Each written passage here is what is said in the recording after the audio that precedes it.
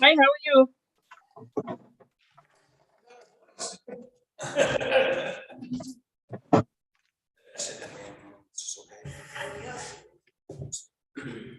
I was gonna tell you you had no sound, but there it came. Oh, yeah, I was just waiting for the bell. Get to hear all the gossip.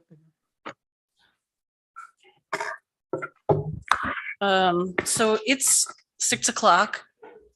Kelly Sullivan's our chairperson, but she hasn't arrived yet.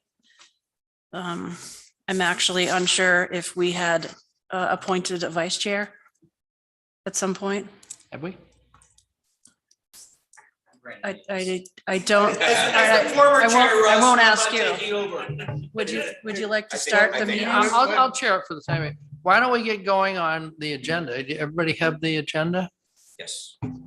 And Just make sure you speak we in have your a- microphone. call the meeting to order at 6:01 PM. Introduction of new members.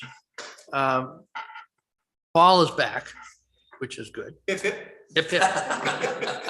We think it's good.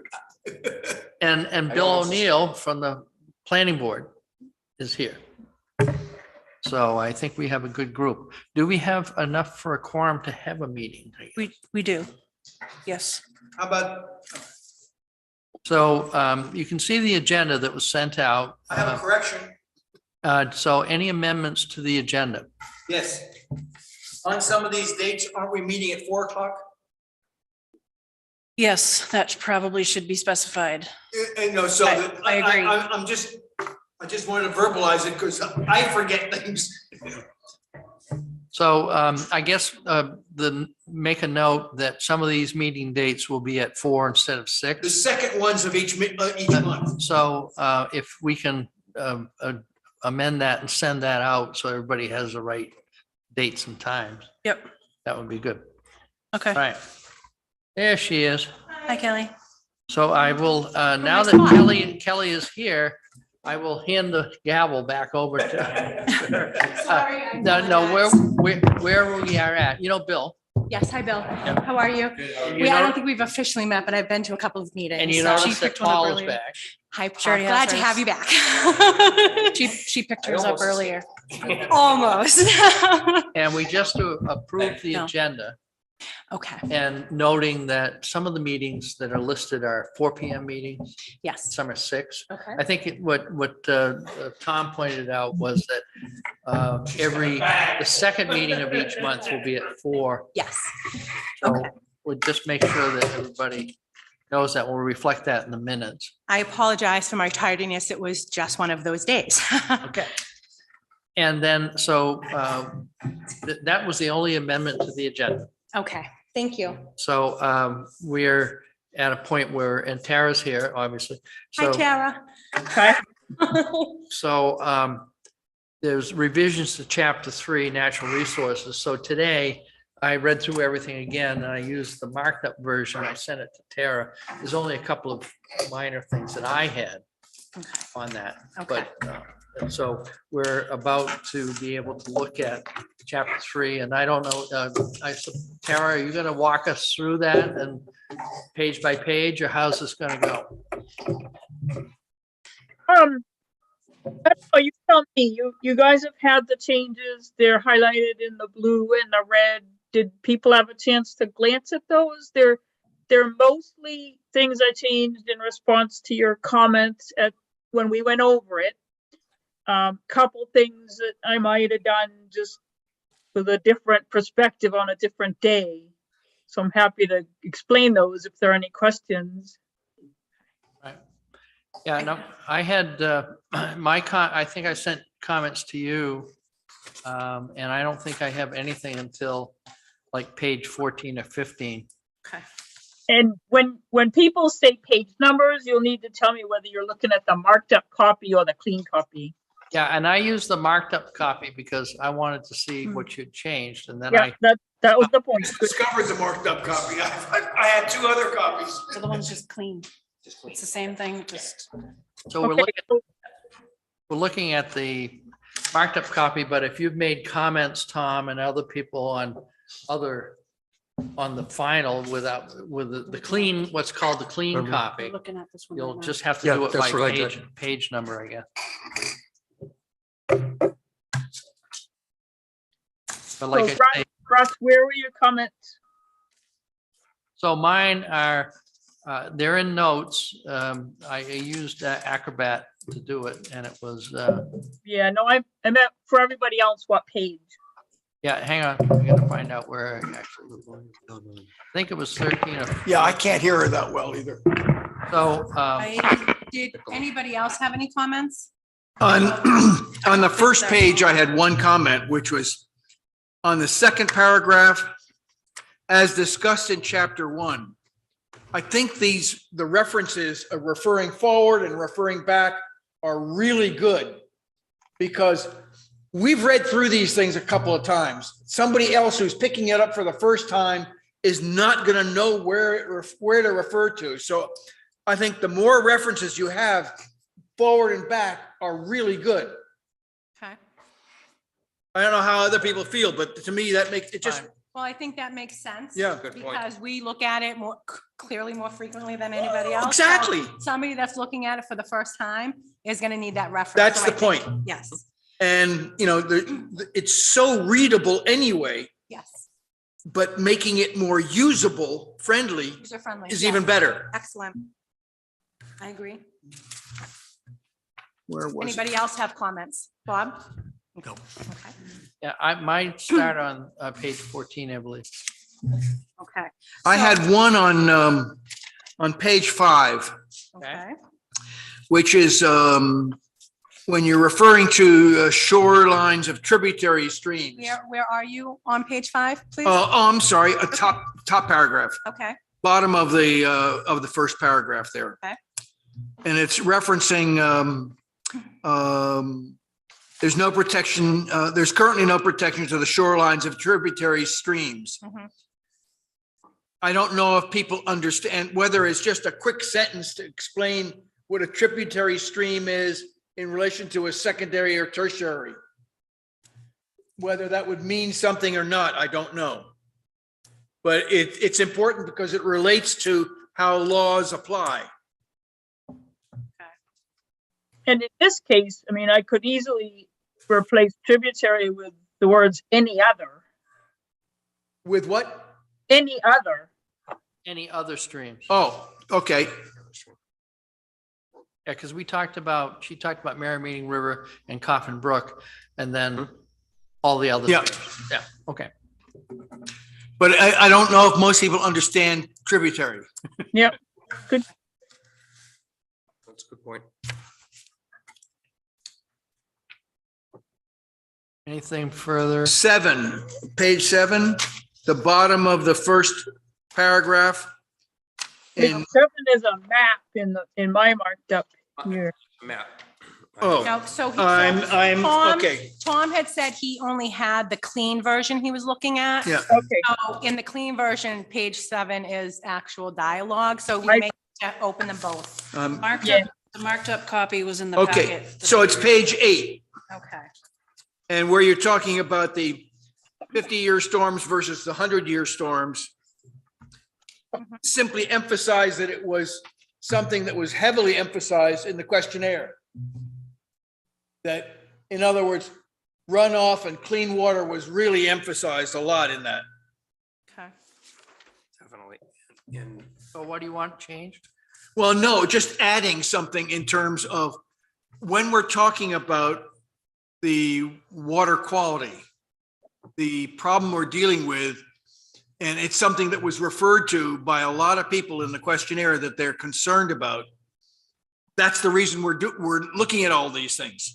So Tom wants just maybe a sentence added into that top section somewhere stating that that was heavily asked for through the survey.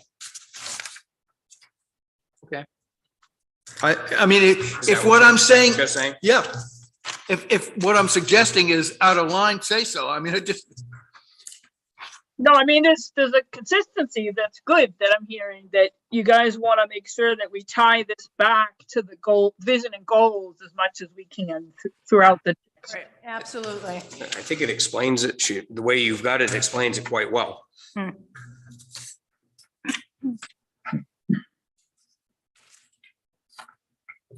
Tom, did you have any other comments? Yeah, there's one here on, where are we? I've got to make sure, yeah, on page 312, under Fish and Wildlife. The dealing with this, reserving some of the habitat area. How do we deal with that when we're working with subdivisions?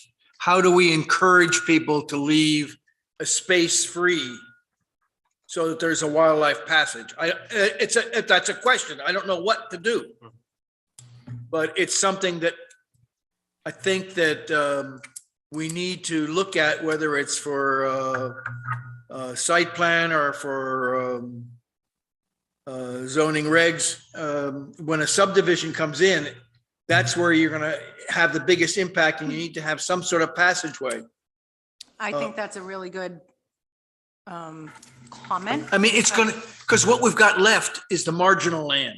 Right. And as we're dealing with more and more people who are trying to still develop, that is something that needs to be in the background, because you don't want people saying, oh, well, these are these nasty animals coming into my territory. No. We're coming into their territory. And I think Invading that, their territory. right, and it's even more prevalent, the subdivisions in the building in the last 2 years, we've seen that. Yeah, because That the good huge- land has been taken. We're Yes. marching off So towards the people are swamps trying to and. develop as much as possible, so. I did give you one tool for that in the, I think it's in the land use chapter, and talking about clustering, that one way you could do it is giving them incentives like smaller lot sizes, shorter frontage, smaller setbacks. If they, the important resource lands on the lot. That is. Buffer zones of habitat areas. Yeah, I had a comment on the marked up version on 311. And we talked about closing the loopholes in the current wetland regulations and eliminating the 10,000 square foot threshold. And I'm not sure that it comes out clearly that what we're proposing is that there be 100-foot buffer around streams, perennial streams. And if they happen to go through, explaining this earlier, they go through a wetland that spreads out like that, and then you have the stream running through the middle, there'd still be a 25-foot buffer around the outside of those wetlands. And it's not, I think it's here, but it's not, it ought to be reviewed for clarity, I guess. Okay, Makes Because, when you start talking about 100 feet, a lot of towns have 100-foot buffers around their wetlands. So you'd have the stream, you'd have wetlands, and then you'd have 100 feet. right, we discussed this a lot at the last Yeah, meeting. and that's not what we're talking about here, just so everybody knows. And I think that Tara was saying that for us to jump from 25-foot buffer to a 100-foot buffer may not be Feasible, achievable. yeah, Achievable. more to, yeah. So. Well, the question Possibly would, cutting that in half to. well, the thing is, if we ask for a certain amount and then cut back, but the key really, as far as I'm concerned, is if we're going to go for something big, there might be something allowable in that buffer, but there'd be a no cut, a no cutting effect. No, I think You what, can't do, it's tough to do no cut, because it's really the timber owners association that's tried to stomp out these things. But maybe a diagram would help somewhere to show the 100-foot from the stream and 25 from the wetland.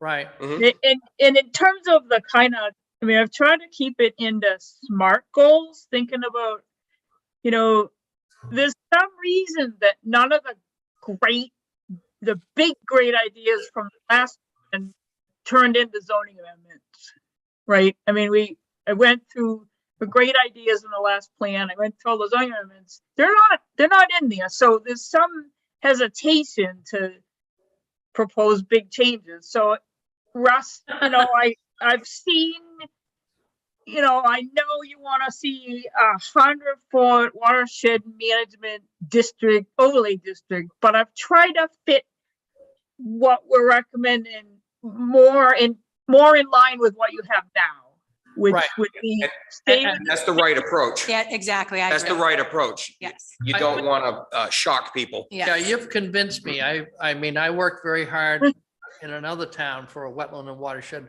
protection overlay district. And we had to, it was very strongly fought. This was in early 80s, southern part of the state. Heavy pressure for development. And we got it through, but there was a lot of anger about that. Sure. Yeah, but And on the some other of those- hand, And it would be. there's some of more those support developers- today. Are up here now. Mhm. They're working here in Alton, so they know me. And I don't know when you did that, Russ. I wrote the state's model wetland overlay ordinance, That was in Wyndham, New Hampshire. but I looked at The your home of Cory Lewandowski, yeah. ordinance and I see you have this 25-foot setback. So why not just clean that up some and it could be a lot. 10,000 square feet. I'm still having a little bit of trouble with my own situation with understanding some of the definitions. And I have a seasonal stream that flows into an area that when the water is going, it gets wet. And I don't know what the definition of wetland is. Definition of wetlands is what the Army Corps of Engineers says it is. And it's based on soil type and it's based on vegetation. And there's the New Hampshire Association of Wetland Scientists and everybody that you hire to do this, they know how to do it, but it's a standard set way of defining wetlands. So it's not, So I'm just. Do we have that in here? no, we can refer to it, right, but I think there should be some reference to it. yeah, it would be as defined by Tara, it would be as defined by the Army Corps of Engineers manual. No, I think we're bound. It may be the same, but technically we're bound by the definition in the state law. So And they refer to Army Corps. in the RSA. In the state, that's how they do it, is by that manual. Oh, I know that, but Whatever it is these days, it'll be the same. It doesn't I know they use the Army Corps of Engineers manual. So anyway, I think what we're, just as long as anybody understands, I like the idea of maybe having a diagram. Yeah, Shows Yes. a stream flowing down, it enters a flooded. picture's worth 1,000 words. Yes, it is. It explains and everything a you lot see better. that- Keep and you it see simple, that stupid. Buffer extend out around the wetland and the stream is in the center. Mhm. So the 100-foot buffer ends where the stream enters the wetland and you pick up the 25-foot buffer. Yeah, so here's the thing. I'm a visual learner too. I like diagrams. I did warn you early on that graphic design is not my skill, so I'll take a shot at it. Okay, But- well, I'm sure you can do it then. That would be great. If anybody else has better at that, let me know. I do not. So that was my comment there, and I think that's, I think it will be more understandable with a diagram. I agree. It would be. Yeah. That explains, it saves 1,000 words. Oh, yeah. But you were concerned with the 10,000 square foot size? That should go away. Yeah, we're taking that out. Eliminate, take that out. It goes away, yeah. I got one other comment on page 15 of the new version, Okay. right beside the picture there where they're listing the scenic resources. I had one to add. I'm sorry, what page are we Where on? are you? 15. Page on the- 15. On the nice Markup. clean manual, the clean manual. On the marked up at 16. Okay, so on yours is 16. There are lots of things listed there. I'd like to add stonework. There's incredible stone walls, bridges. It just, I've hiked the woods so much. That's one of my specialties. Foundations, Yeah, foundations. there's one where there's a couple of butterfly stones. They couldn't get it out. They split it and put it in the wall. I have one on, before that, on page 15. We're talking about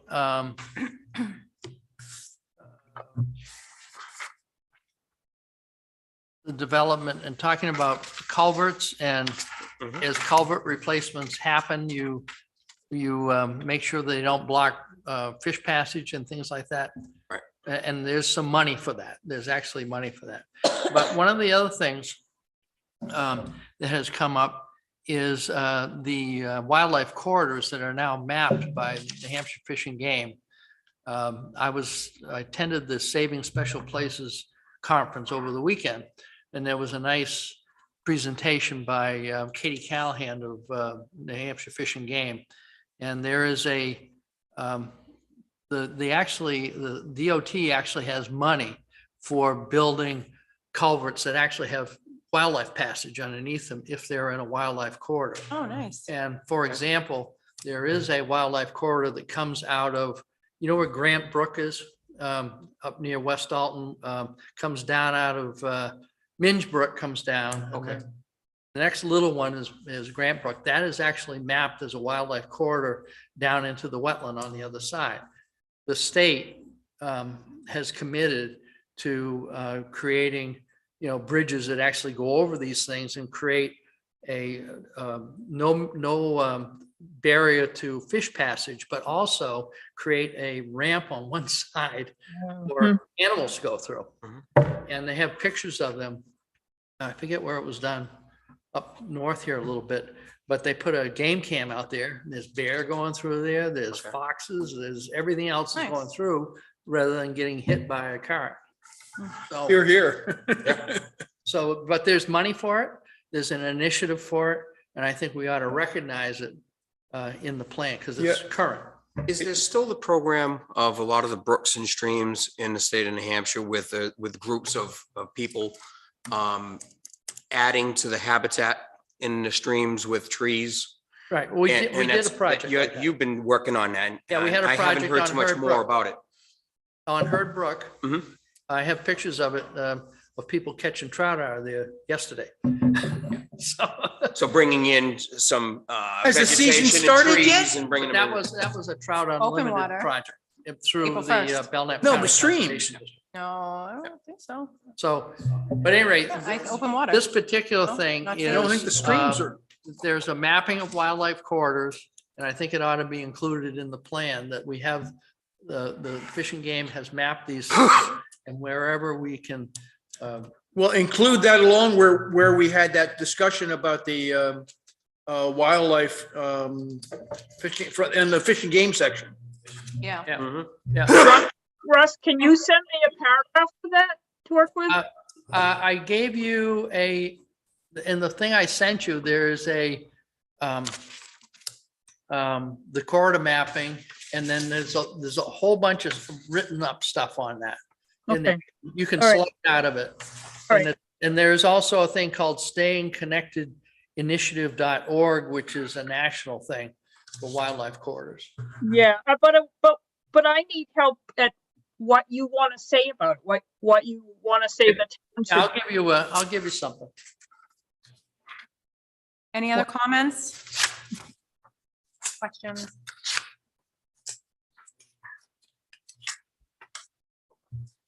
I think I might have one more. View sheds.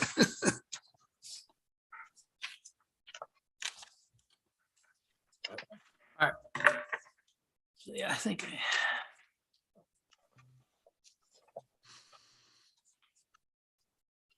I think it's, page 317, talking a little bit about the scenic views with the vegetation, vegetation growing and making it difficult.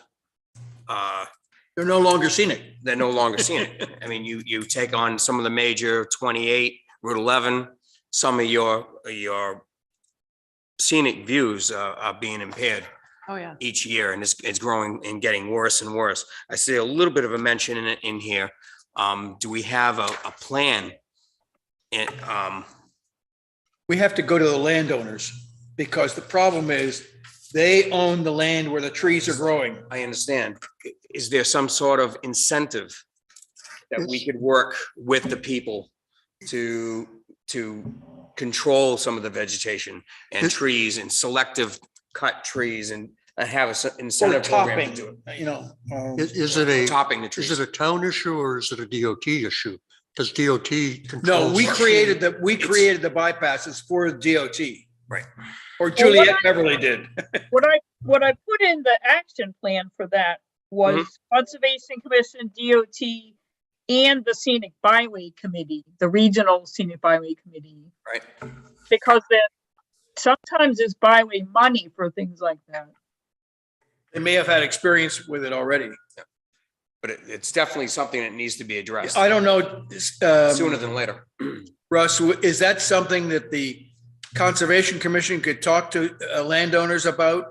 Would It's you guys? probably a DOT thing more than Okay. anything else. All right. More or less is. But I mean, we have to have an approach in the sense of, can we offer them something in terms of a benefit, you know, Well, one of the things an is easement or? these are going, to implement these things, it's in the action plan that goes with this. And it says who's responsible for making that action plan happen. So it should be there. So It we'll should be there. note it during this meeting that goes to the action plan, and then we can discuss it further at that Discuss it from time. there. Likely would Right. come from a lot of these things come from the planning board or from the selectman and the health officer or whatever. Right. But But a lot of people have commented about the view sheds. A Yes. lot of people have been talking about it. And Citizens there and- hasn't been a lot of reaction of taking care of this. It's getting worse every year. Right. And we're losing the scenic views, which is important to the state's revenues of people coming into the state and for the beauty of the state. and You looking used at to be the able to lakes. see people in a line stopping Oh, yeah. for lunch. I mean, we've definitely seen an increase on Mount Major, of course, 'cause it's one of the best scenic views in the area to go up and, but some of these other areas where you pull agree. over and you look and stop and look at the lake and area, they're disappearing. And this And whole we need to section address is it. about, and I think the biggest thing from the survey is that it's our natural resources is our largest Mhm. benefit to this town. That's correct. So again, we'll put it, we'll make sure we note it during this meeting to put it towards the action plan to discuss it further at that time. Mhm. Okay. I had on page 320 on the marked up version, a couple of minor things. One is, we mentioned under conservation lands that efforts of the Conservation Commission, Fish and Game, LRCT, and should put in there, Tara, the Society for the Protection of New Hampshire Forest. They are doing a lot. They have the Morse Preserve and they have Mount Major. So that should be inserted after LRCT. Mhm. And then next paragraph down says, according to Stony Ridge Environmental, 3,788 areas, that should be acres. Yep, good catch. Okay. And I don't think I had.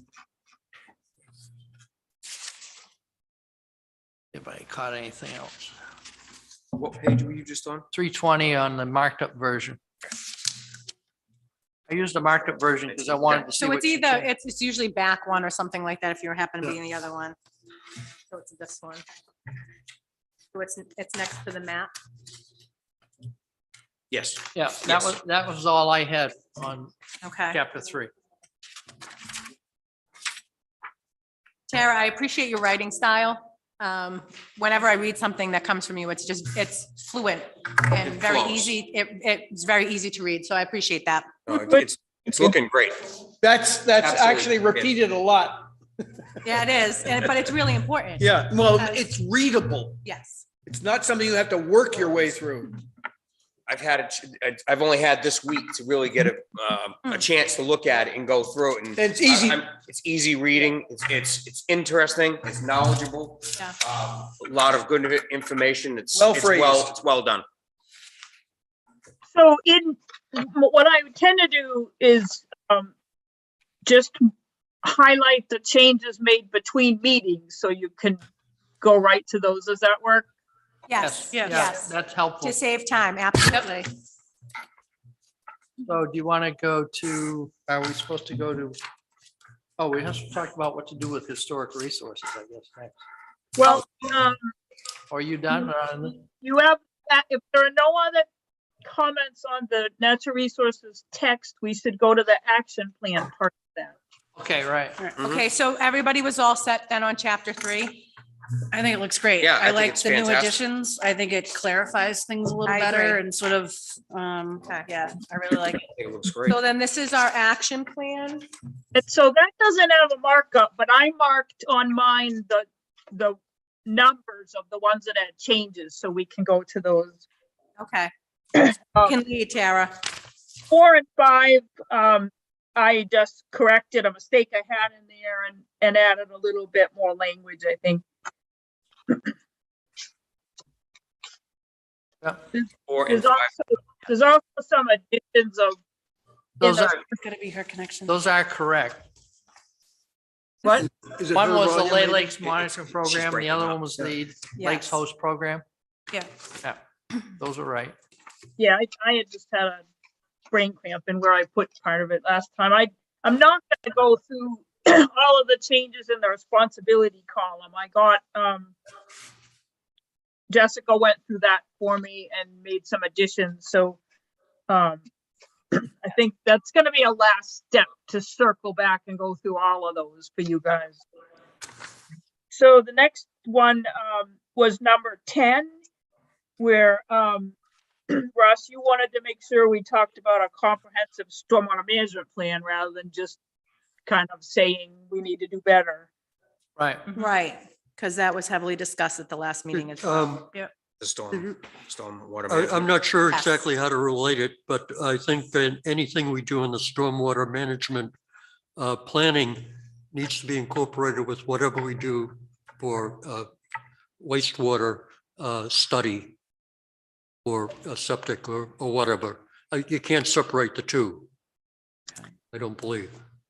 Yeah, I agree. You can't separate the two. I tended to keep them separate in here for now. Even though Russ, I think you were pushing them in all one thing.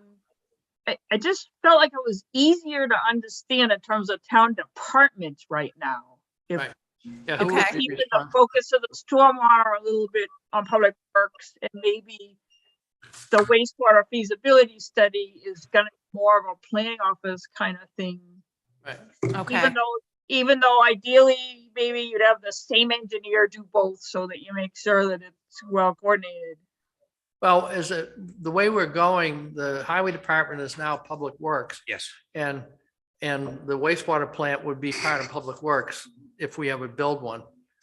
So, but at any rate, the stormwater part is a drainage thing, and it's all about the highways and those catch basins. and all Catch that. basins and runoff. But it's also an opportunity to educate the citizenry. Right.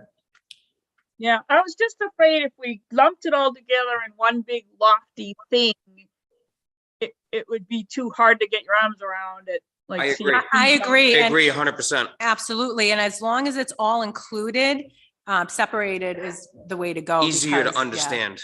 Yep. You're talking to actually two different things. Yep. In my opinion.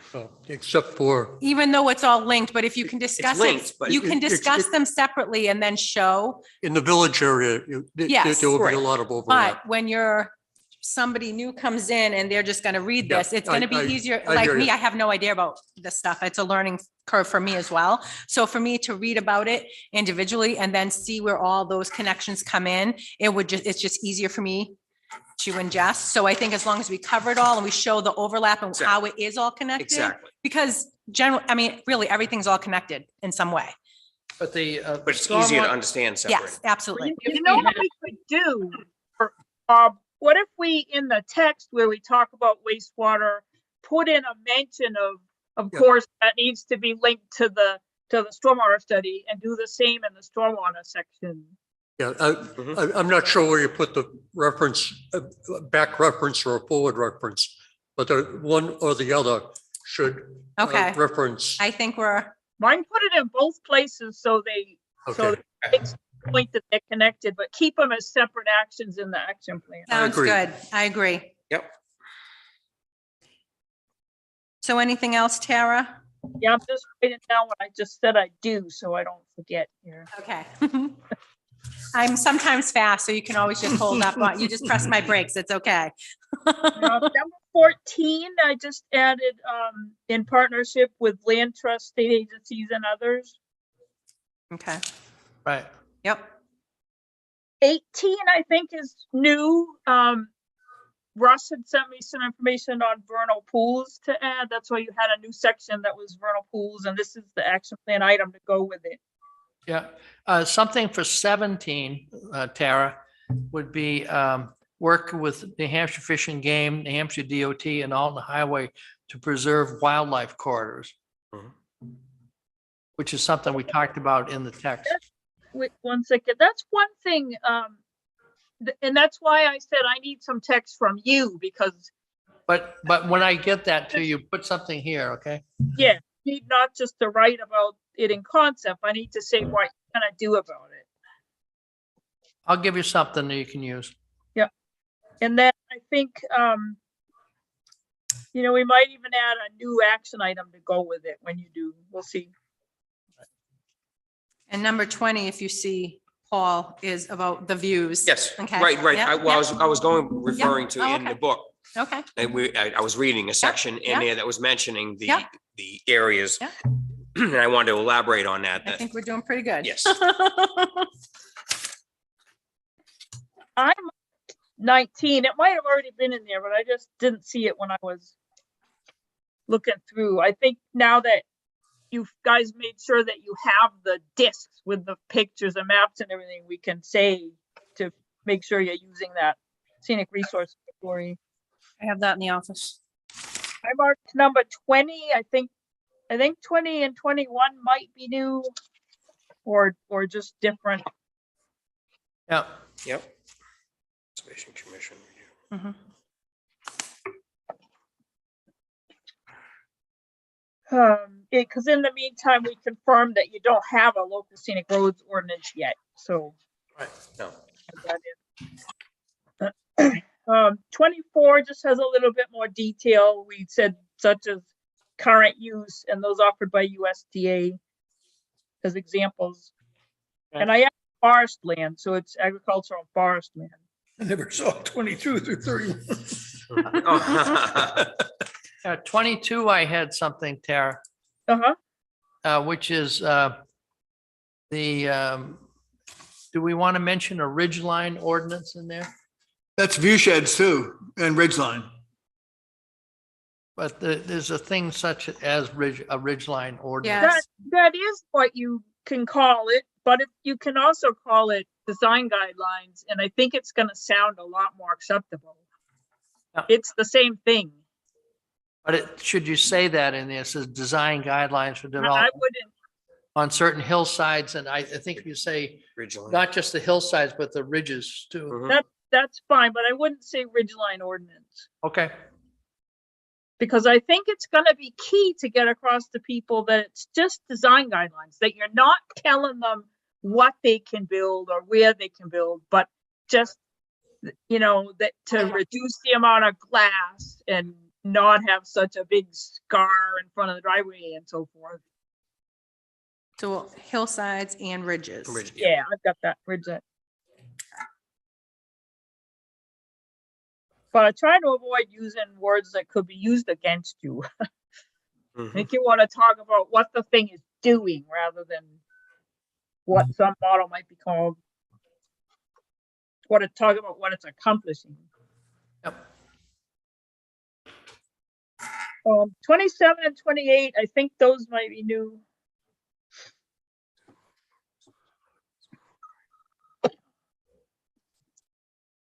yeah, Yep. 30 was rewritten to have a different approach. Okay. educate. right. Yeah. Jessica. And 31 came from Jessica. Yeah, Yep. And yes, that's what we discussed at the last meeting. number Excellent. 31. Yes. Yep. And I actually found something, because I've been cleaning out the office, going through stuff and trying to reorganize things and make things a little easier to find. And there was something at some point that referred to writing up and presenting something to the selectmen about Okay, that. okay. Yeah, okay. that's why I That's asked about it in good. 29 and 31 almost. I don't know how many They- years ago, but there was at some point, there was a discussion. Interesting. I don't know Yeah. if Okay. that ever took place and it Okay. didn't pass or not, not too sure. Okay. Okay. So any other comments on the Action plan. the action plan? Sorry. Reread it again more times. Yeah, you'll need to reread it a couple times. We'll just get started. So the historic section, I think my email kind of spoke for itself. I've been dragging my feet on that because I got this just really interesting detailed narrative from Russ, and now we have even more information, and I just didn't want to just stuff it into a summary in the back of the natural resource chapter and have it kind of lost. In my mind, I mean, my advice would be that we pull it out and make it a little chapter of its own. And I think it could easily go before or after natural resources. There's an argument to be made for both, but we have to kind of think together on how we make this happen, because it's not really something we planned on doing. But the first thing is to decide what you want to do. Okay. Well, can somebody explain to me what to do about what? I heard everything except the very first part of what she said. Historic resources, Oh, okay. whether to make that a separate chapter, and if so, where to put it. Okay. Tara, could you try an experiment? Could you turn your volume down a little bit? Because you're breaking up a little bit at this end and it's a little hard to understand sometimes. Just try turning your volume down and we'll see.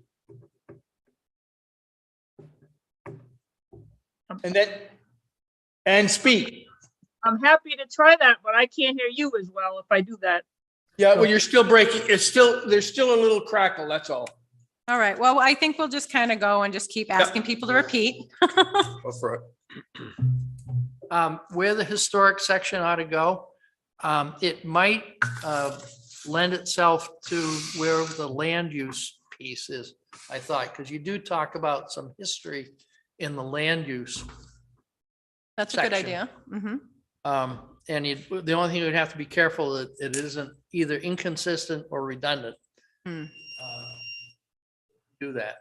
Or we'd have to be that way anyway, but. It's not you, Bob. These things I do can hear that sometimes. That would be my vote, someplace near the land use section. Yeah, it So makes between- sense. So you'd want to see it between natural resources and land use, Jeff? Yeah, it would fit in, the flow would be okay. Yeah, and then I could make sure the land use history refers back to it. Tie it back. Good. Does that sound good to everybody? Yes, I Yes, agree. Yes.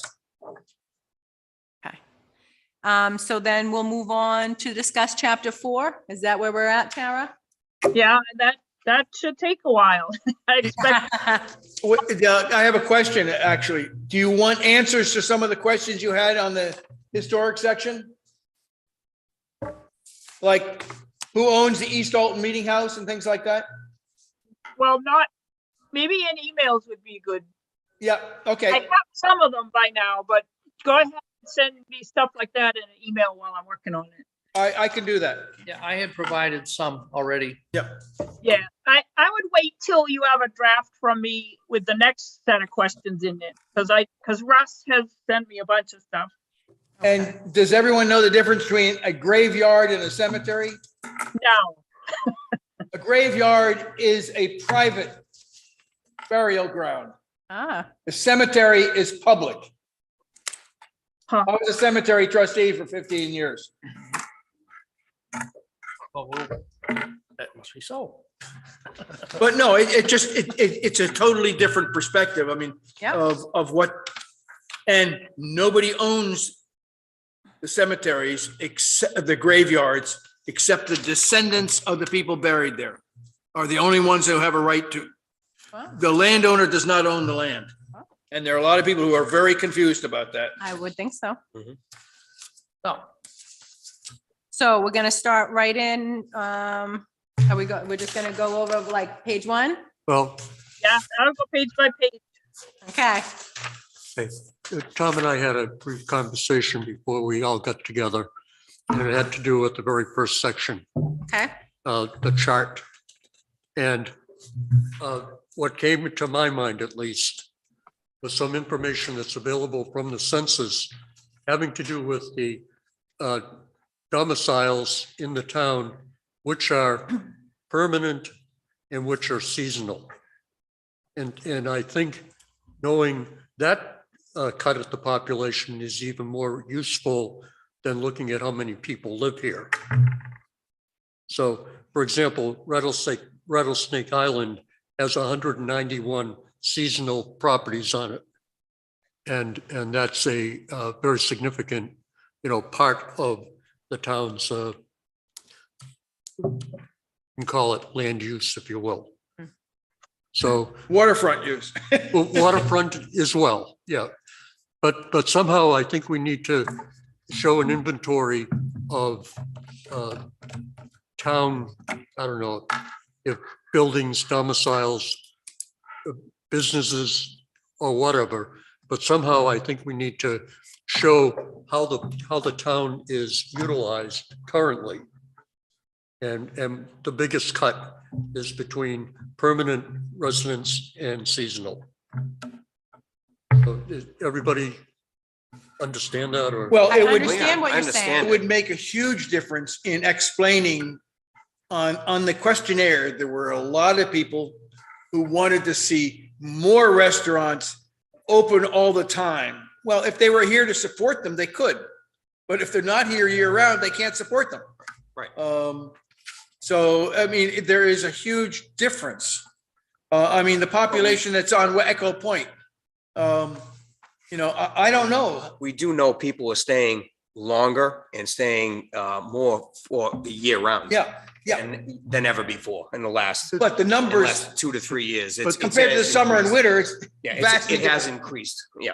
The definition from the census is if you are living at a place on April 1st of the census year. Mhm. And that's how they determine the difference. Well, I think to Paul's point is that there's more people living here on Year April round. 1st than there used to be. And I Correct. don't think it got caught in the census because that No. was done in 2020. And a lot of people Oh, have yeah. have sold out. The last down 2 years. south, Yeah. Come up here.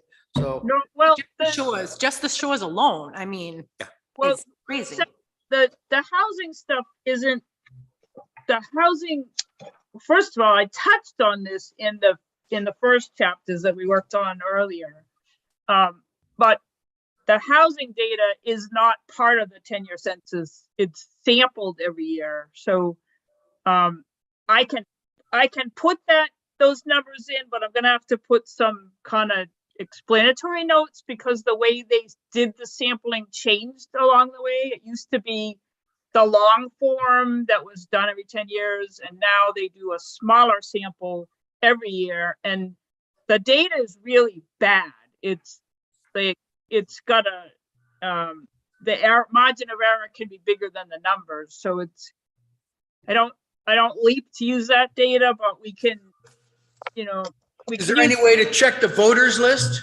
we can use it as an indicator. It'll make the point you're trying to make. Okay, it's just not really great data. I think a lot of that information is available through the Assessors Department. It all is part of the census, but it's part of He's an assessor. it's changed the way they do it, and for small towns, the data is really bad. So I have a comment on the first paragraph underneath that chart. And it reads right now, growth and development of the town can be expected to continue at a moderate pace. I don't believe that's so. I said, because right after that, the rest of this paragraph, you talk about all the things that have changed recently, like Paul and I have been talking about. Mhm. So I think that first sentence is not correct. I think that we would expect that the growth, because of all of these things listed below, we expect it to accelerate. Accelerate, exactly. And that's my comment. You'll see it in my note to you, Sarah. I mean, Tara. Tara. that I sent. But I don't think that first sentence is correct. So Definitely you're more than thinking moderate. more than moderate, More than moderate. which I would agree with because you can just, We all That know writing on in the our wall. own little areas, what properties have exchanged and what rates they've exchanged at. At a Horrifying. so.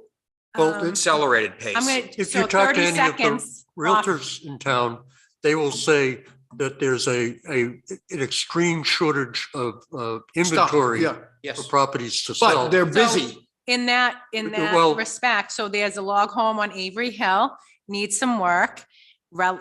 Pretty good asking price, we'll say, for the area. They've had 80 showings since Monday. And that was as of this morning at maybe noontime today. Wow. 80 showings. Yeah. The demand is. The demand is greater. very, Oh, it's very crazy. high. People want to get out of the city. And Desperately. this has been happening for the last two. What I would, So- what I was going to suggest is that we get some input from the realtors in town to Mhm. help put some meat on the bones here Okay. about that, because I think it's really real. And it's not just here, it's all over the state. I There's think no end asking in sight. realtors, I'm sorry. no, Go ahead. go ahead. I was just saying, there's no end in sight. You can see that it's an accelerated rate. Moderate is an understatement. Yeah, I would agree. It's an accelerated rate of growth. Yeah. How many And it's- contractors you know who are not busy? Everyone's busy. Exactly. And so one of the other things, there was is the expansion of broadband with the new infrastructure bill. That is there was an article in the paper just this week, I think it was, in Grafton County, how the backbone is being built out for Grafton County. And that they've got a $1.6 million or something, some number was being invested from the infrastructure bill. Wow. That's all over the state. We have more than $1 billion in the state to do that. In the technology section, I'm going to cover that. Right, but you can't have it inconsistent here Right. with what you're gonna say in technology. So then we'll all agree, I believe, to change the word moderate to accelerated. Accelerated. Accelerated maybe or something Accelerated like rate. that. Mhm. Because right after that, the rest of that paragraph supports the idea that it is accelerated. I agree. I mean, basically, I think it's all we've been talking about because I think we all see it Right. for ourselves. I mean, yes. it's insane. Then I had another comment about the connection to I-93.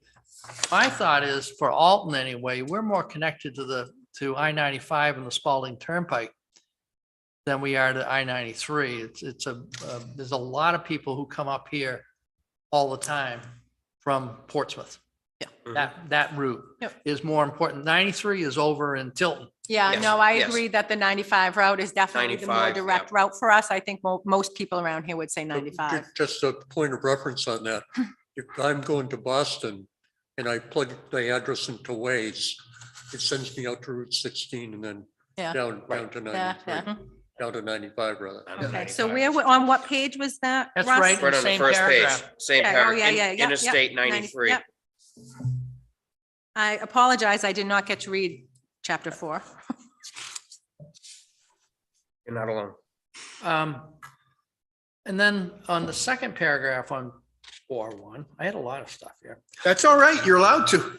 That's why we keep you One of around the a little things bit. that's highlighted, that I highlighted was the next to the last line in that second paragraph says features of the landscape that limit development in certain areas of town. I don't like that expression that That we limit anybody. that we're limiting development because of the geographic nature. of Yeah, but the it's town. the geography does limit it. But I think you ought to flip. There's it a on. challenge. It's an advantage that we have is our geography. And there are plenty of places to develop, but they're confined in Well, certain the areas. Some mountain area and it's Merry challenging. Meeting limit the town, the road between here and the bay. Okay, You don't want so to verbalize it. Yeah, I just don't like the idea of can we saying. say, instead of development. limit, can we just maybe say challenging or? Confine. It's a challenging area, challenging. Just landscape, really, like there's no Landscape. road, like, this is the sentence that's saying what is in the chapter, and that's referring to the section called development limitations. So you might, if you're gonna rename, you might want to rename that when we get to it. Just say, I think we could flip it on its head. When I was reading Gorham's master plan that you sent me, Tara, they didn't say they were limited in development by the mountains, and they're in the mountains. They didn't say that. Okay. And so I think we need to find a way around. Beaches are the landscape I wrote theirs too, right? Yeah, I know. that make it challenging. So I Landscape think that you make know it how to challenging for fix that. development There's no areas. Okay, no so- alternate route. They didn't talk Well, about, we talk about land use. We talk about development limitations as steep, wet, flood. So that's real, right? We need to talk about that in the land use chapter, even though we talk about those things as in another way in the natural resource chapter. but if we could say that, there is adequate locations for development in town and point out where they are. And we do that usually, but that's referring to the section where we talk about development limitations. So I this. may give up on this, but. Well, so I'm gonna actually agree with Tara on this because this is just the introduction. Right. And it's just telling us, hey, this is what you're gonna be, this is what's coming up. Okay. So I think you're probably looking at that too closely in more of a confined area and it's more of a spread out. I'll give up. Or just put it on hold for now. Don't ever give up. Never give up. And then the top of the next page, 4.2, there's two sentences there. It says, and finally, we'll explore some changes. Either we will explore some changes or we say some changes will be explored. It's just something's wrong with the Or sentence. just, and explore some changes. I'll fix Just take out the word and finally. it. We'll be good. You were in the first paragraph? On the very top of the, above land On use, 4.2, the very Oh, above top land two. use, I'm Yep, sorry. Yep. I was All right, looking what are you in taking 14. out? the dangling I'm part. sorry. I was already. The top, the first two words and finally, And finally taking those out. yeah. Then- I'm reading Or ahead. just the word finally, I might have. When you said 4.2, I was looking down underneath land use Oh, history. yeah, yeah. And then I had the fourth line down under land use history. While many New Hampshire communities' main villages were formed around the location of water power mills. I think you should say New Hampshire, just would make more sense. Did anybody else have anything on 4.1 before we roll along? Nope. No, No, Well, that was just that New Hampshire communities. And then the last paragraph, the growth boom of the last third of the 20th century begins with that. In there somewhere, I believe that Alton really took off after World War II in the late 50s, early 60s is when a lot of the development really took off around here. When you look at the housing stock that's especially around the lake, a lot of those things were built then. When I was commuting to Boston 50s and, yeah, in the post World War II. 60s to school, Yeah. every day on the radio, there were ads for Alton Bay. Right. wow. So I think that, Well, Alton Shores and Sunset, they were advertisements by a shoe company for $5 a day payment. Or $5 a month payment, I think it was. so in order to reflect what you're talking about, I think if we should make some It's a mention shoe in there company. that there was a really big pickup in the lake development in the 50s and 60s. And it was when all of us were growing up after World War II and everything was beautiful. Eisenhower Oh, was yeah. president, fantastic. Everybody was spreading out and getting new jobs. Yeah. That's all I had on 4.2. Anybody else, anything on 4.2? Mm-mm. Okay. So 4.3, On the development trends, I'll repeat it again. I think it would be good to maybe, I don't know how we do it, but Has increased. talk to real estate professionals about what the development trends are. I mean, this guy Roach Realty, he writes the stuff all the time, and he has some great stuff about what's going on as far as trends go. Lakes region. Yeah, but I mean, some of it is hype.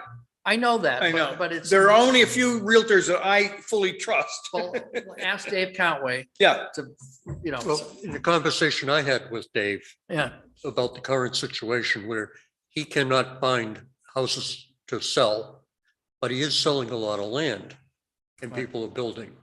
that might be something The to other, to the mention. other issue that's gonna come up is Kelly, it's I have gonna a be question behind affordable. you.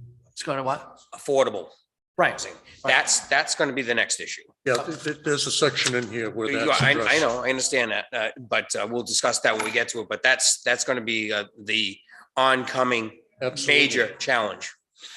And I know, I just wanted to share, Russ, that the building department made so much money last year that they were a self-funding department. They made back Right. Yep. all That was it was above remarkable. what their And a lot of that annual was budget remodeling. is. I bet. There are people buying places and fixing them up. They were all Yeah. over the place. Oh, yeah. So the last sentence on page 4.2, I'm using a marked up version. 4.3 development trends. I'm troubled by the sentences, once the excess supply of building lots has been utilized, towns like Alton will, with large remaining undeveloped tract, this goes to the next page. Undeveloped tracts and a high quality of life will see increased subdivision activity unless other factors dampen interest. I don't know that, I guess the part that bothers me about that sentence is excess supply of building lots has been utilized. I don't We get don't that. have well, that. what is available at the moment? There's not a whole lot. There are some that I know of, but not many left. Everything in our area that was a subdivided lot has been sold. But there's a lot Most of people coming in to subdivide larger houses. Yeah, I mean, there's plenty of places you can do that with places that just have road frontage. They don't have to have a subdivision necessarily. They just, Jessica, can I ask a dumb question? Can you answer? Are you seeing questions from potential fair size subdivisions possibly coming in at any time? Not necessarily, no, not large, like major subdivisions, no.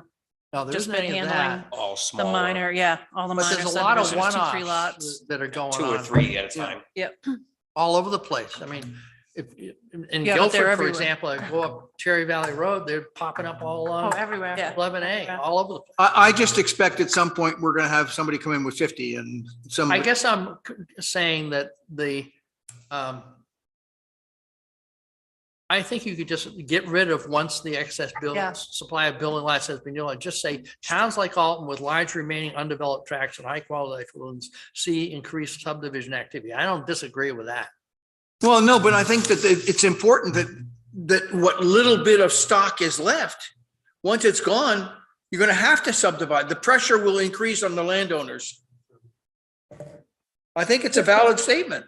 It's trying to tie it to the sentence before that says this is likely led to a renewed increase in the building lots. And where I get the idea of excess is the table on the next page with where the number of building permits for new homes is far exceeded the number of new lots created.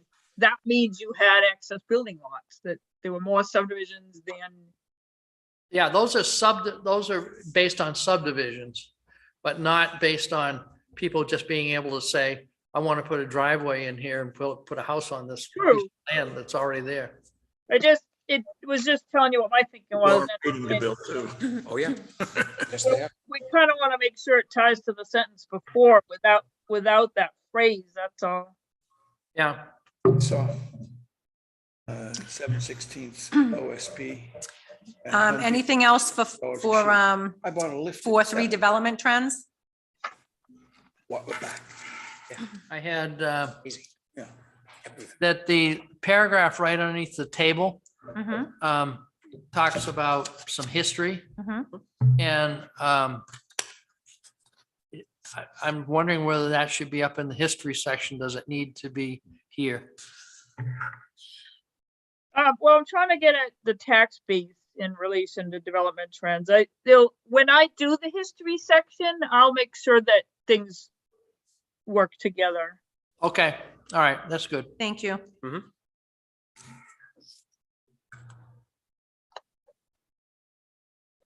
Then on, Because what I'm trying to do with that paragraph is back up the survey results, that what stood out most in the survey was people want to see more business, and this is trying to make the point that the tax base needs more business too. It's really fallen off as a portion of the tax base.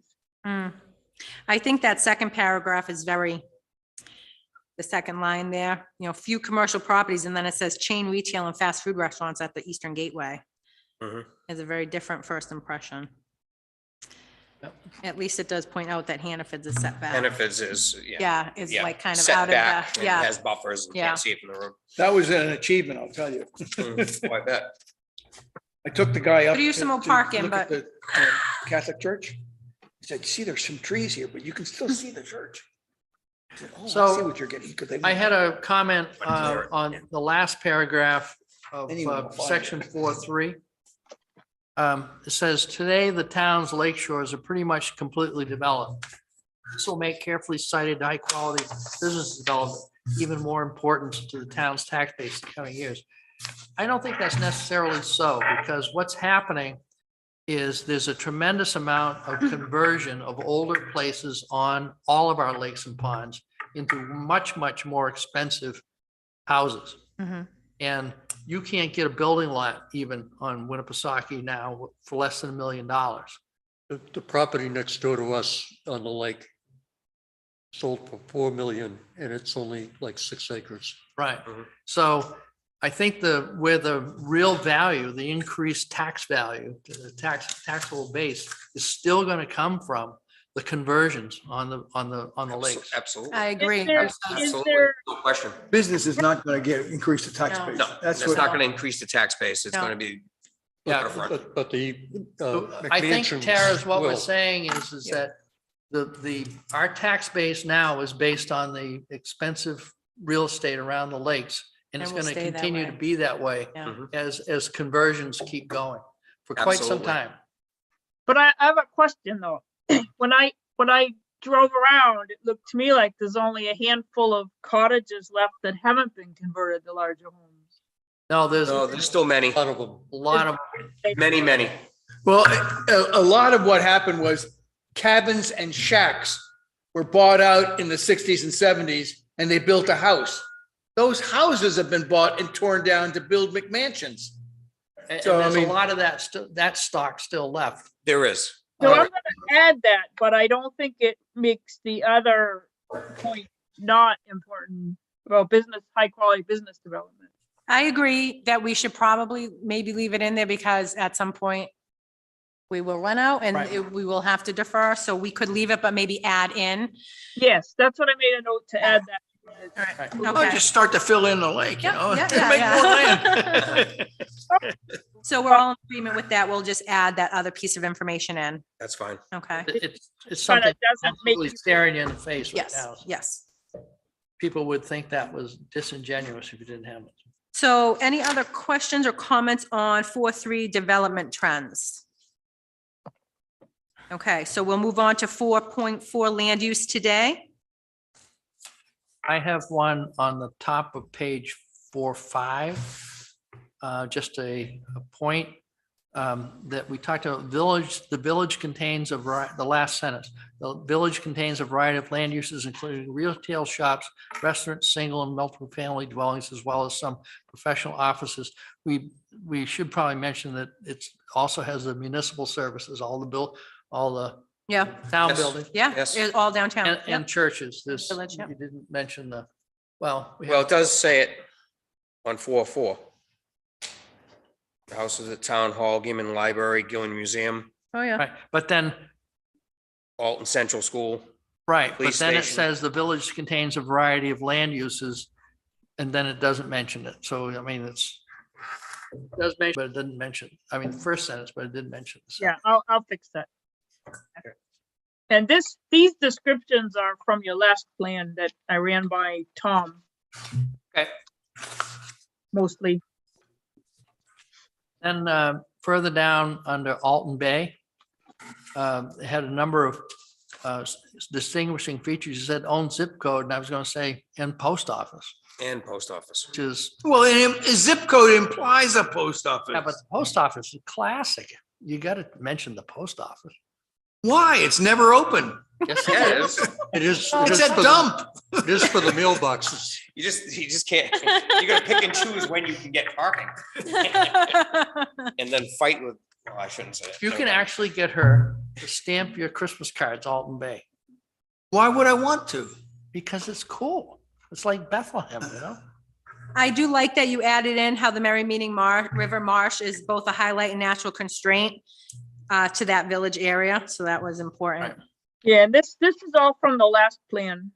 Okay. Excellent job, Tom. A little further down, the Mount Washington was constructed at the turn of the century. I think it was actually more like 1850. There were the first one was the Dover and the Cocheco, and then wasn't, it's a lot. No, it was, ours was the first one, then the B and M over on Wolfboro was a little later. Second. Why don't we just say constructed period? There you go. It was in the 19th century. It was before the Civil War. Oh, yeah. We don't need to say when. But again, it's cool. Yeah, it is cool. Under Lake Winnipesaukee shorelands, Hang on a second. got something? Before you get there. I think we need to say something about the Christian Conference Center and the nature of it. In that it is a densely populated area in terms of housing units. Was it mentioned in any other section? Oh, Yeah, we say that in the That's second right, paragraph The on densest development, Yeah. okay, part of the densest development's already in there right Yeah. after. it. okay, all right. I don't know how I missed that. A little further down on the Lake Winnipesaukee shorelands, you're talking about the western shore occurred during the earlier part of the 20th century, which was around 1910, right? And it was due to the Lakeshore Railroad. I just thought maybe you ought to, because that is actually a big deal. The reason why that side got developed first was Yeah. because Was because the railroad, Yeah. that way. And there were 3 stops? No, there was like 5 or 6. Five, yeah. whistle- There were a whistle lot. stops.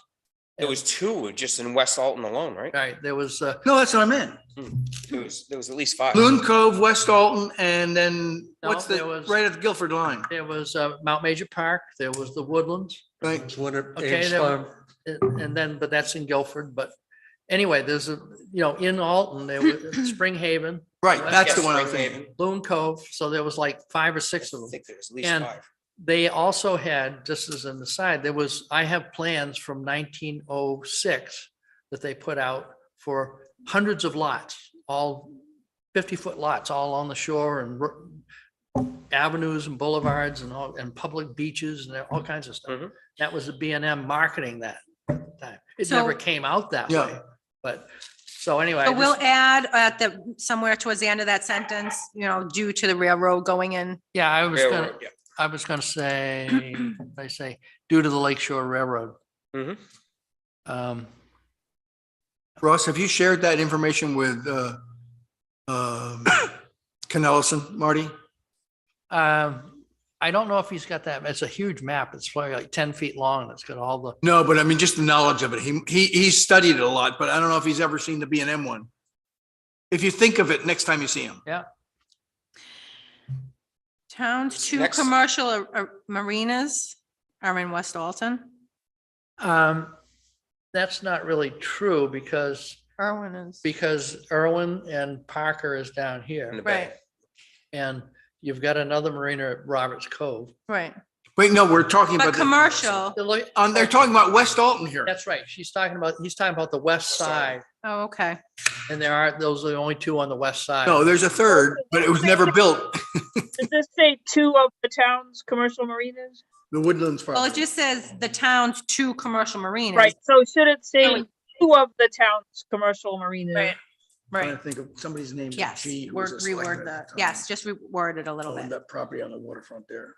He wanted to make sure he was a Could sell We it. don't say anywhere anything about any other marinas, so I need somebody to Think maybe of- the assistance to go in there. The town's two commercial areas located in West Alton. Oh, Yeah, and I think the other, you could just say parenthetically, the other marinas are located in Alton Bay and in Roberts Cove. Well, you can't because the town's two commercial marinas, Irwin is clearly a commercial I marina. just say the town's two commercial marinas on the west side or something. Yeah, Yeah, I got it. We're good. Okay, I just want to make sure. I Irwin's don't need Irwin and Roberts reading Cove this. are definitely commercial. Oh, yeah. Oh, yeah, yeah. I got it. Thank you, Tara.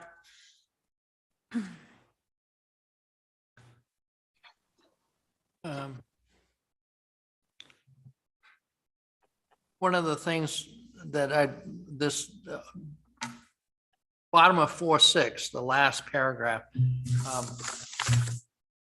I think it's capturing it somewhat, but I'm saying the conversion, I wanted to say the conversions continue at a rapid pace, increasing the value of the lakeshore tax base. Put that sentence in there. You'd say, in some cases, retirees have converted though it was previously the summer home for year-round roofs. This pattern is reflected in a large number of building permits issued over the last 10 years, so on and so forth.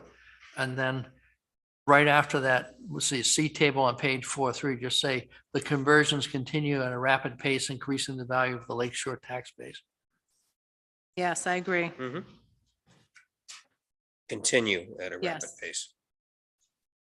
Which is what Jessica just told us. Yes. Got it. Okay. Anything more on page 4.6 under lake shorelands? Just it backs up what we were saying earlier. Yeah, exactly. All right, so then on 4.7, Winnipesaukee Islands and so on. Some, again, relative to the islands, I think we ought to make some reference to the number of residencies that are captured there. Rattlesnake, as I mentioned before, has 191 houses on it. Mhm. That's a lot. It is. So would we be able to reference that in a different section, Tara? The abbreviation for rattlesnake is Rat Island. I don't have the number. I don't think. Rat Island, that's what I always used. Long thing to write out all the rattlesnake. That's not informal speech Yeah, or ice. Yeah, both in ice. my notes. I don't have the numbers. If somebody would need to send me that. Somebody sent her that? Yeah. So the other thing is that the islands are also experiencing what's happening on the mainland. They're lagging behind, but it's happening there too. Oh, of course. Places are getting torn down, Mhm. bigger places are being built. So they're not built out yet, so to speak. Okay. No, All right. Good to know. Finally They're building their different. septic systems now. right, and they're developing across the shoreline and not further in at this time. Yeah, most of the inland property of the islands are community properties. Sleepers- Reserved for septics. Sleepers, barn door, Yep. all the big ones have a common land, and so that won't get developed.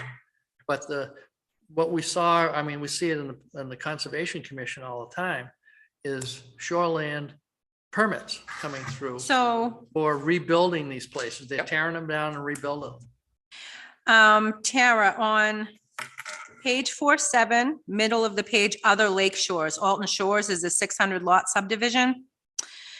And then it says many of the lots in the area are a quarter of an acre or less. And these small sizes make development difficult. That is a complete and utter falsity. No, it isn't. That's- Some of them are undeveloped because somebody built their septic here and you want to put your well here and you can't.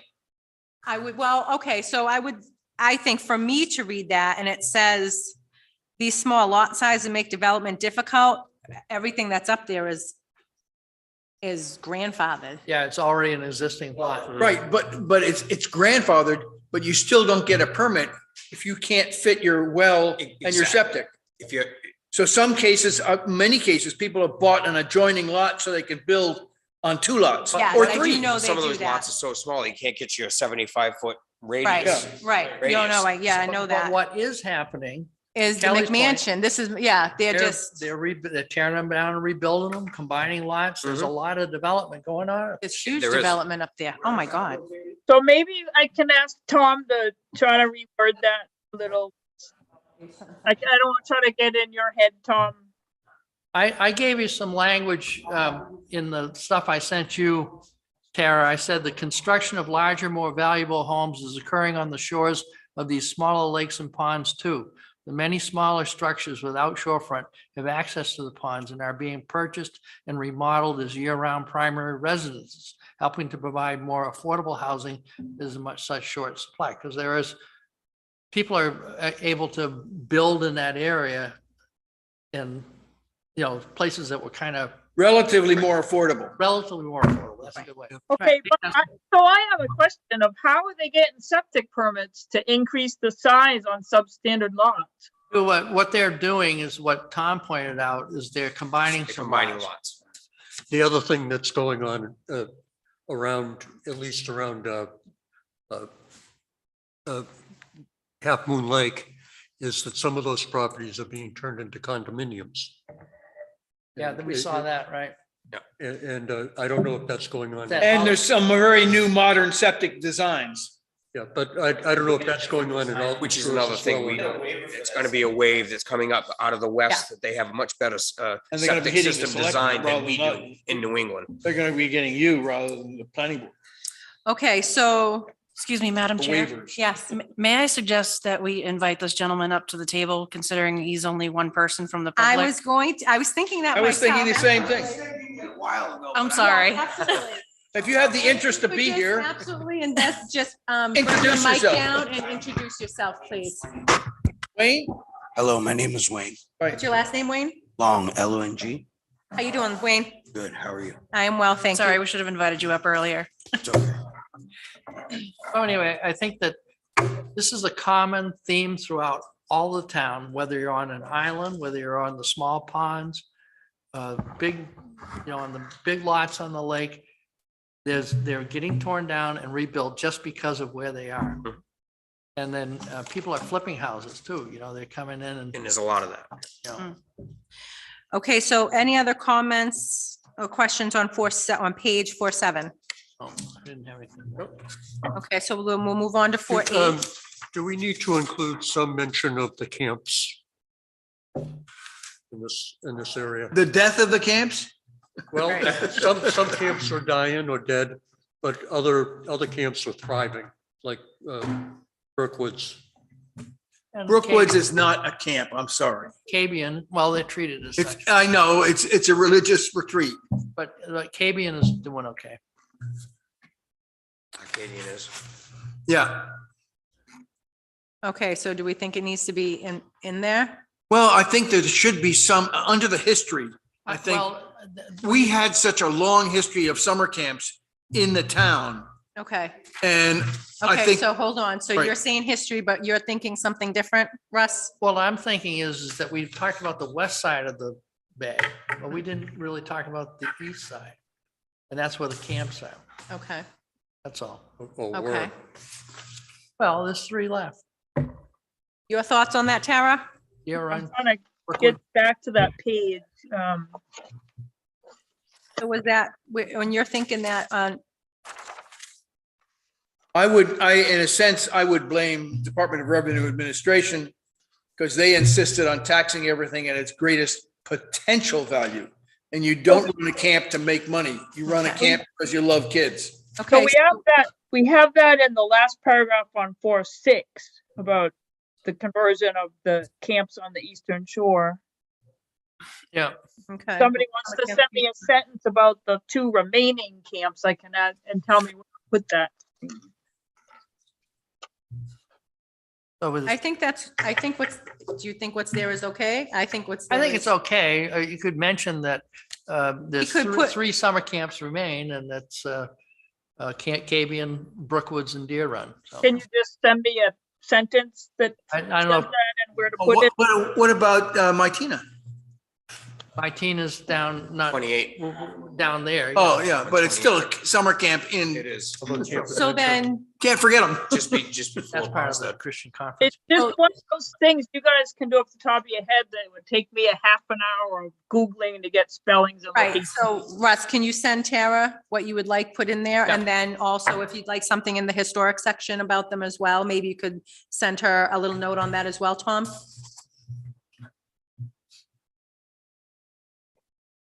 Excellent, thank you. So we're back to page 4.8.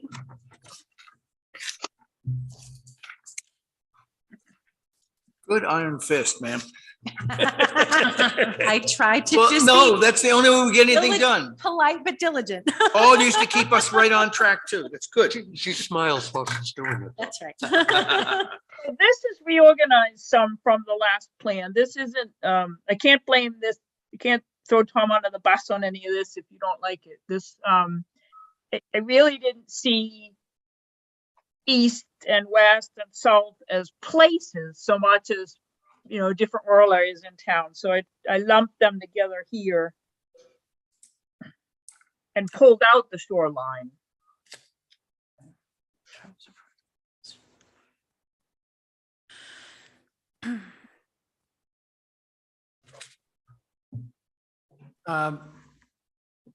On the bottom of page 4.8, Hmm. that's where we're at. Says on the western side of town, there's a significant amount of undeveloped land. And I just wanted to make a note that it's Mountainous. high value wildlife habitat as part of the 33,000 acres of unfragmented land in the Belknap Mountains. It forms the mountainous and scenic backdrop for the big lake in Alton. Okay, And then the Mount Major Recreation Area there's really no such thing as that. That's not an official name. Mount Major is a very popular hiking area with a mix of public and private ownership, forest society, state of New Hampshire, and private landowners. So that's in your notes, in the notes that I sent you, Tara. Okay. State owns a tiny parking lot. No, they own the top. Oh, the top, The top. just a tiny tip top. so that 2 sentence, the bottom paragraph, 2 sentence, you have sent everything you just, Yes, she has So that. that's all going to Yep. be added to that. Well, hopefully, she Yep. can work with it. Yep. but Okay, work with it. Just trying to make sure that, you know, again, it's this undeveloped land due to steep slopes, but it's a really, really important piece of land. yep. Right. You know, as far as it forms the beauty of the bay. Mhm. And as part of this, it's 33,000 acres back there, which is almost as big as Lake Winnipesaukee. So, Wow. Well, Okay. it's wildlife Wildlife conservation. and just where it's at, 65 that's what miles of draws height. people to There our was- area. There was a meeting in this room with DOT, 15 years ago, when they were going to rebuild Route 11. And I proposed, I said, is there any way you can build a wider roadside area near Mount Major for extra parking? And the DOT guy said, why? I said, if you've ever driven by there on a weekend, there's a half a mile of cars on 4 sides of the road. And he said, you're not serious. And about 30 people said, he's right. and And did it. they then sent some people out for the weekend and realized that's why they actually made them wider. Yeah, that is fine. right. Yeah, but then they put cones up so you can't. Yeah, park. exactly, right near the rocks. Okay, so So That's been recently. the bottom. getting back to page 4.9. Yes, yes. On page 4.9, the last sentence on section 4.4, what did I say there? So it's at the top of the page on 4.9. Farmland? Yeah, 4.9, top of the page, but before you get to 4.5. The vast majority. The amount of acres remaining farmland in the state's current use program, make sure that is consistent with the natural resources section where we talk about different types of land. Yeah, Russ, I have a note I could not figure out why the numbers were different, but I noticed that too, and I have a note for that. Okay. Thank you. So moving on to 4.5 development limitations, still on page 4.9. Natural features, any comments or questions? Under Lake Winnipesaukee, the second paragraph, well, the big paragraph right under Lake Dominant Winnipesaukee says, however, a significant amount of nutrients continue onto the groundwater and any surface water bodies connected to that groundwater, including Lake Winnipesaukee. That's not necessarily true, because there can be nitrates that might make it, but phosphate won't on a properly excessive. If the septic system is not failing, phosphates won't be getting out of it because they're attached to particles, right? Right. And nitrates can be dissolved. But if they're sited properly, proper distances and everything else, they'll work. Septic systems work fine. It's the ones that don't work. It's the ones that don't work, right? So. Well, yes and no. I mean, they're not really designed to remove nutrients, and it depends on how the soils are. Right, And well, again, if the soils are too porous, they're not supposed to be sited in that anyway. So then, But what we're hearing is, well, you're not getting septic system failures because they're so well drained. So that tells me that they're not attenuating much in terms of nutrients. And the water quality in the lake is saying that too. Well, the water quality of the lake is mainly due to stormwater runoff and the impervious surfaces that were created around it. But in a sense also, if there is a septic failure and there's a small lot, that developer goes to the selectmen and say, we need a waiver. They get as far a setback as they can, but they're still putting it in a questionable place. Well, the way this didn't we is, have to that shut hasn't down, happened too didn't we often. have to shut down like the swim dock or something a few years back for a couple of days because of? That's because of bacteria. that That's was what- because of Bacteria swimming. coming That was down. bacteria. Okay. Um, The But it Merrimack says River. when properly cited, the preceding sentence says, when properly cited, constructed and maintained on-site septic systems remove bacteria and viruses. But then it says, which I don't think is true, however, a significant amount of nutrients continue to be, that if it's properly. If it's working properly, how is stuff properly, getting that's out? not going to be a problem. Right. So I think that's an inconsistent But statement. it's not designed for a B and B or I'm talking about, I don't care what it is, No. Tom. If it's designed properly and. And it it'll works work. properly. It's like your coffee machine if it's filtering. I mean, those two sentences It's are properly inconsistent. filtering, it's working. One other aside on this issue, the amount of water in Lake Winnipesaukee makes it more tolerant to variations and. But to Tara's point, Yeah. the water quality in the lake is definitely going down. And especially in Alton Bay, but it's not necessarily tied to properly sited, constructed and maintained Right, septic systems. exactly. A lot of it is still stormwater management. Right. And it's 70% of it stormwater management and what's coming into the lake that way. And then, of course, cyanobacteria Right. and the blooms that come down the Merrimack River, as we know, and Well, a big source of phosphorus is coming out of the Merrimack River. that's right. Not, So- And this is something that the state has got to work on. Okay, so then, I'll work on this and run it by Russ. okay, I just Okay. think that the two sentences were fighting with each other. yes. Okay. Thank you, Tara. Anything else on page 4.9? And I just made a comment that it says, increased development also means increased stormwater runoff, which carries nutrients. That's absolutely true. So that's the true part. It's the real big part for water quality. Okay. Anybody else? Okay, so we'll move on to page 410. Which is going Uh, back to what we just said. Yep, steep Talking about the slopes. Merrimack River and going into Alton Bay and the steep slopes. Yep. So steep slopes on page 4-10, comments, questions? I have a comment on, oh, you're on 410. Okay, I have a comment on the next page. that's the map. The map, it Wait a should minute. include what I'm recommending. The Forest Society is going to close on 500 acres around the Morse Preserve this year. Which is And awesome. I think by the time this thing gets out, it'll be done. So what I think we should do is put those two pieces of property, the Freeze property and the west property, the one at the end of Jesus Valley Road and the one that connects the Alton Bay State Forest to the Morse Preserve. Russ, I I don't can have send- any way to do that. This is the granite database on conservation land. Yeah, I can send it. I can send you the map. I don't have any way to do it. I'm using their layers in granite. Unless you can make the map with the added changes you want, she doesn't I have a can't do it. way. I can give you the shape files. Can you send it to LRPC and let them do it?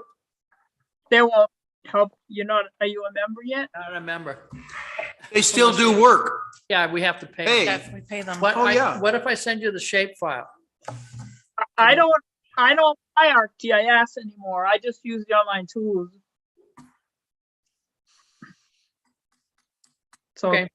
no, that would help me. But we could add a note or something, Yeah, it'd be good to, or you could have your NRI contractor do the map. all right, we'll figure out a way to add the Morse Preserve. So there was no comments on page 410 before the map? Okay. Just one question for Russ. Is there any short-term movement in that property up past where I live, up by Knight's Pond? Yes, Yes. yes, Is that reflected here? that's too far. There's too many That's moving. too par- far out. There's Yeah. too many moving parts on that one. Yeah, Okay. that's also exciting though. Yeah. Yeah.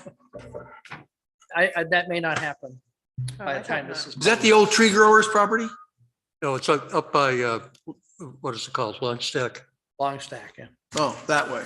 Okay, so we're going to move on to page 412, Reliance on on-site septic systems. Okay, so I would like to remove Where are you? the top paragraph, reliance on onsite septic systems. Mhm. One, two, the third sentence. Dense residential. So with only on-site disposal options available, this requires a large lot that is neither available now or affordable in the village areas. I don't think it adds anything to the value of the sentence. I think you could eliminate it. Just simply say, all these certain land uses are a good fit, but they discharge large volumes of water. The feasibility of a small community wastewater system was studied in the past. I think you can get rid of that. I think it's a valuable point of view for why we need to have a wastewater study.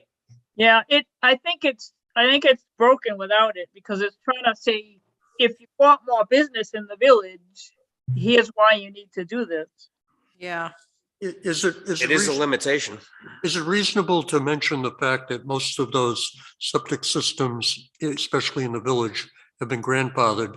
And it's only a matter of time before it becomes a major issue for the town? And we should, Some of them have, we don't know, we know across the street, that's it. we don't know. And that's the point. We, somewhere in the action plan, further down, I don't know. But I if it's mean, in the old days, people used a infrastructure section or 55 gallon what. drum. Pardon me? In the old days, people used a 55 gallon drum. Yeah, I- but the point is that the septic, especially in the village, a study needs to be done and something needs to be put in the action plan, probably in the. Right, so infrastructure that section. goes in the action plan. Yeah. This is still the So- vision and goals. I'm here, Bob's point to make the point here that there's also a lot of old grandfathered substandard systems, and maybe as part of the action plan item on the feasibility study, maybe you need a septic survey. Is that what you think? I was just gonna suggest what we need to do is research current use of septic systems throughout the United States that we haven't adopted yet in the state of New Hampshire. Yeah, I already made There's a, a lot of other states that are, have addressed this and are successfully doing it, Well, which we haven't adopted yet. not at the state level, but as it relates specifically to Alton and the village, at some point, we need to have a study done. Yes. And there's no question, she But said, like, that says that here. it does, but also, like I said, the research have it done as far as the type of systems that are used for small, dense areas. And Right, and so- that's again why I said that this presently requires a large lot that is neither available nor Right. affordable, but we go on to say that there are advances. Mhm. So you don't. So we doesn't can just take require a out that, large lot. we can just take out that sentence, That's what basically. I'm Right. saying. I don't, well, you could take the sentence out, but it's not gonna make the point I was trying to make. Because I was trying to make the point that you guys want more businesses there, but you don't have businesses that you don't have land that you could site a business on and meet today's septic requirements. It's the evidence that you need to have the study. Yeah, but Tara, Right. we don't need necessarily a large lot for disposal. No, we don't. That's my point. It sounded like you can't have these things because we don't have a large lot for a disposal system. And That then is what I'm saying. That's why everybody wants a restaurant, but there's nowhere to put one because of the volumes. They'd need a larger lot than is available in the village area. Or you need a community wastewater system, one or the other. But that you're saying it presently requires a large lot for this disposal A system. large lot, if you're building something new. Right. Because Right. you only have on-site disposal That options. would be required. Certain land uses, so if you just take the first line from that, certain land uses that would be a good fit would require large lots, and that's true, and that's why it says then the feasibility study, so it, You're conflating two things. You've got the large lot for the thing that you want to build, the business. And then you're saying that you also have to have that large lot for the disposal system, and it doesn't exist. But then you go along and say but that we have, there's new treatment systems that are available. It's a challenge for current use and development Right. of the village area because At a minimum, that sentence that I'm asking to be removed is confusing the way it's stuck in there. Yeah, I hear that it's confusing because you're not following what my point was with it. So I'll make a note to reword and clarify because I am trying to say they need a large lot because they would need it for their septic system and you don't have lots, so you need to look at a community system, but clearly that point is lost in there. So let me try to fix it. and I did get that point. Did anybody else misunderstand that first paragraph? No, because I mean, basically, the lots that the buildings exist on is the land they exist on. Right. Right. And without extra space for some kind of a septic system or a right of Right. right of way Right. on someone else's property. Okay, but everybody else basically understood it. Maybe Tara can reword it a little bit differently. I did also understand it for what she was presenting it for. So maybe Tara will kind of rework that a little bit. Any other questions or comments on the first paragraph? All right, so we'll move on to limited access highway. So under limited access highways, we say that they have become barriers to connectivity between the land uses on either side. And that's focusing on development. That's what this is all talking about. I'd also like to make the point, they create barriers to wildlife movements in there, because that's a big deal. So we can say between. The land- limited access creates a barrier? No, the big highways, the big Okay. highways are barriers to wildlife movement. But what are you gonna do about that, Russ? I mean, you're adding natural resource points throughout land use suitability conversation, which is fine, but what are you gonna do about that? Why are you putting it here? We're So- talking about land use patterns right now. I see the limited access highways as an advantage. It limits the access so that you have a highway where you're not being constantly interrupted by cars turning on and off the road. Right. So if you're going to have a development, you have a road that cuts off and the development back on that road, not a whole series of driveways. So, And I can take it. and the road is much greener. I mean, some of the comments that came out of the Wolfboro planning board was, please don't have anything change on the approach to Wolfboro along the limited access in Alton. Because, I mean, it is remarkable to drive down a road and not see a whole bunch of houses. Well, the way this reads, it says, it sounds like you want development on both sides of the road and that complements each other. It says they have become barriers to connectivity between the land uses on either side.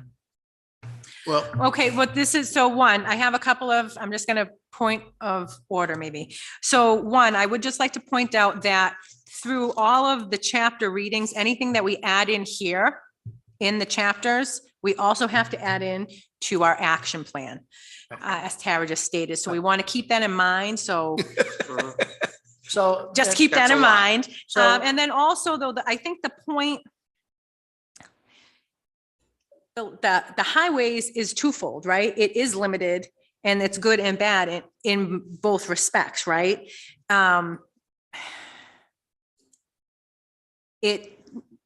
Having limited highway can be a pain. You have to drive all around the lake. You have to, certain things. So we can't not put in, I think the point that Russ was trying to make before, that we can develop property that's adjacent to the limited access highway, Mhm. but access to that property is not direct. Right. It's indirect. It's indirect. It's Okay. off- Which it's is off a pretty much different road. already in effect. But do we want to see all along, say, Route 28 Mhm. north? Development, maybe on, off to the side, but the whole thing becoming a strip development. No, No, It's No, out of but sight. But you wouldn't see it. It's out of sight. But this is If- the element limitation section where I don't know why we would add a note about wildlife movement. We're trying to make focus points here that are gonna tie to the future land use plan that's I'll concede that. I'll give up on that. Okay. sections off. And I guess that's what I was trying to say, that the whole point of that particular paragraph is to say that it's limited. But That's It is. But the what whole I'm, point of that what I'm, paragraph. the thing is here is that we're saying that, yes, it sounds like that last sentence, lands along these limited access highway segments are best suited for non-residential land uses with adequate buffers from the highway to retain the scenic value. It still sounds like strip development all along Route 28. It does, but then, well, that would be the only thing with the key, as far as I'm concerned, you would have to have a substantial green belt I don't know what else to call it, setback.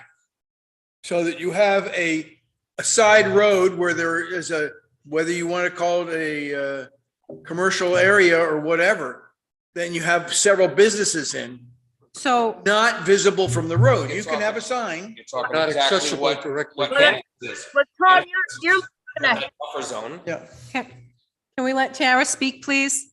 Well, Tom, I think you're leaping ahead and giving away the end of the story here. Sorry.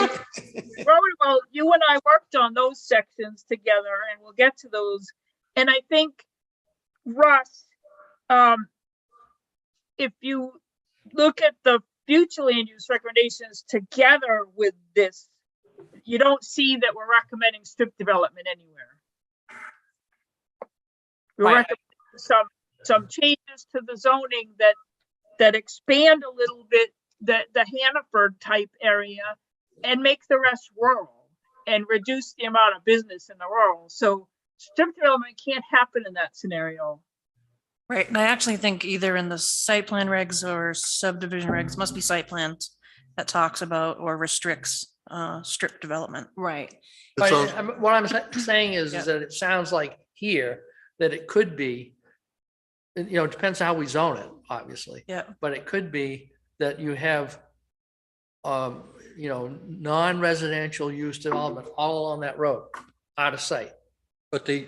You could have limited housing access too. highway is actually a resource for us. It's a positive No thing. limitation. In that DOT will charge between $50,000 and $100,000 for a curb cut. For a curb cut, yeah. Want to go directly onto the highway. Right, but no, I'm saying is that you would have one entrance, you might have a service road that runs along there and services, They do. That's called Old Wolfboro Road. a business park, a business Okay. park or something like that. So No, go ahead. No, so what are you suggesting? What is it that you like or dislike about that part of 28 on development. Well, what, Are you saying that you do not encourage what? development that is unseen off the sides that is commercial? No, you want to have that, but you don't That's want what I'm it trying to to, but find you out. don't want it to have it the whole entire length of it. No. We would want to have it as some sort of a build out. Okay, From like Hannaford up to Bay Hill Road or something like that. There you go. That's what I was trying to get, a general consensus of what you're saying, what you would like to suggest and see. That's, I agree. I would So like to see that in that's certain really areas. But Future, this is worded, it doesn't have a qualifier that says that this would be constrained to some particular portion of that road, not the right, entire. but you'll see that later on. Okay. right. So I think a little bit, we did this early on when we first started meeting. Sometimes we don't see the forest for the trees. Yeah. We look at something, so just minutely, we're looking at this paragraph and that's all we're looking at, but we have to take it into the full context of the rest of the chapter. So let's just try to do that a little bit more going Well, forward. all I'm saying is that in order for somebody to not do what, they're gonna read it that way. And to say that the locations of this development would be controlled by the zoning ordinance or something like that. Well, no, if you don't have a deeded access to that land, you can't get access. That's a given. That's a given. But most people don't know.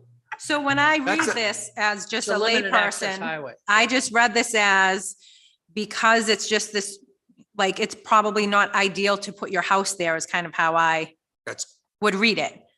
pretty much.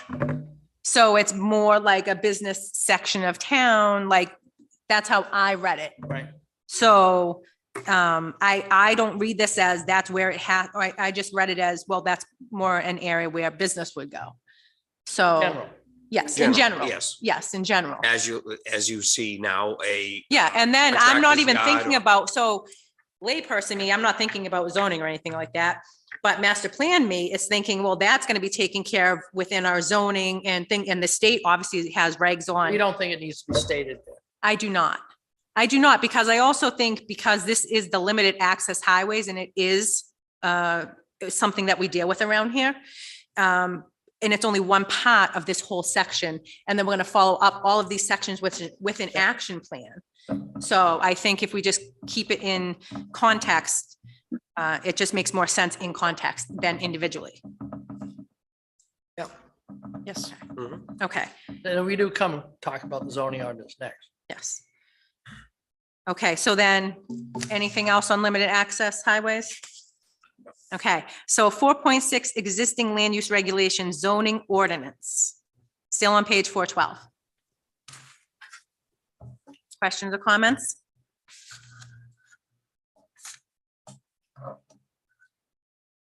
Tara has a question on the next page.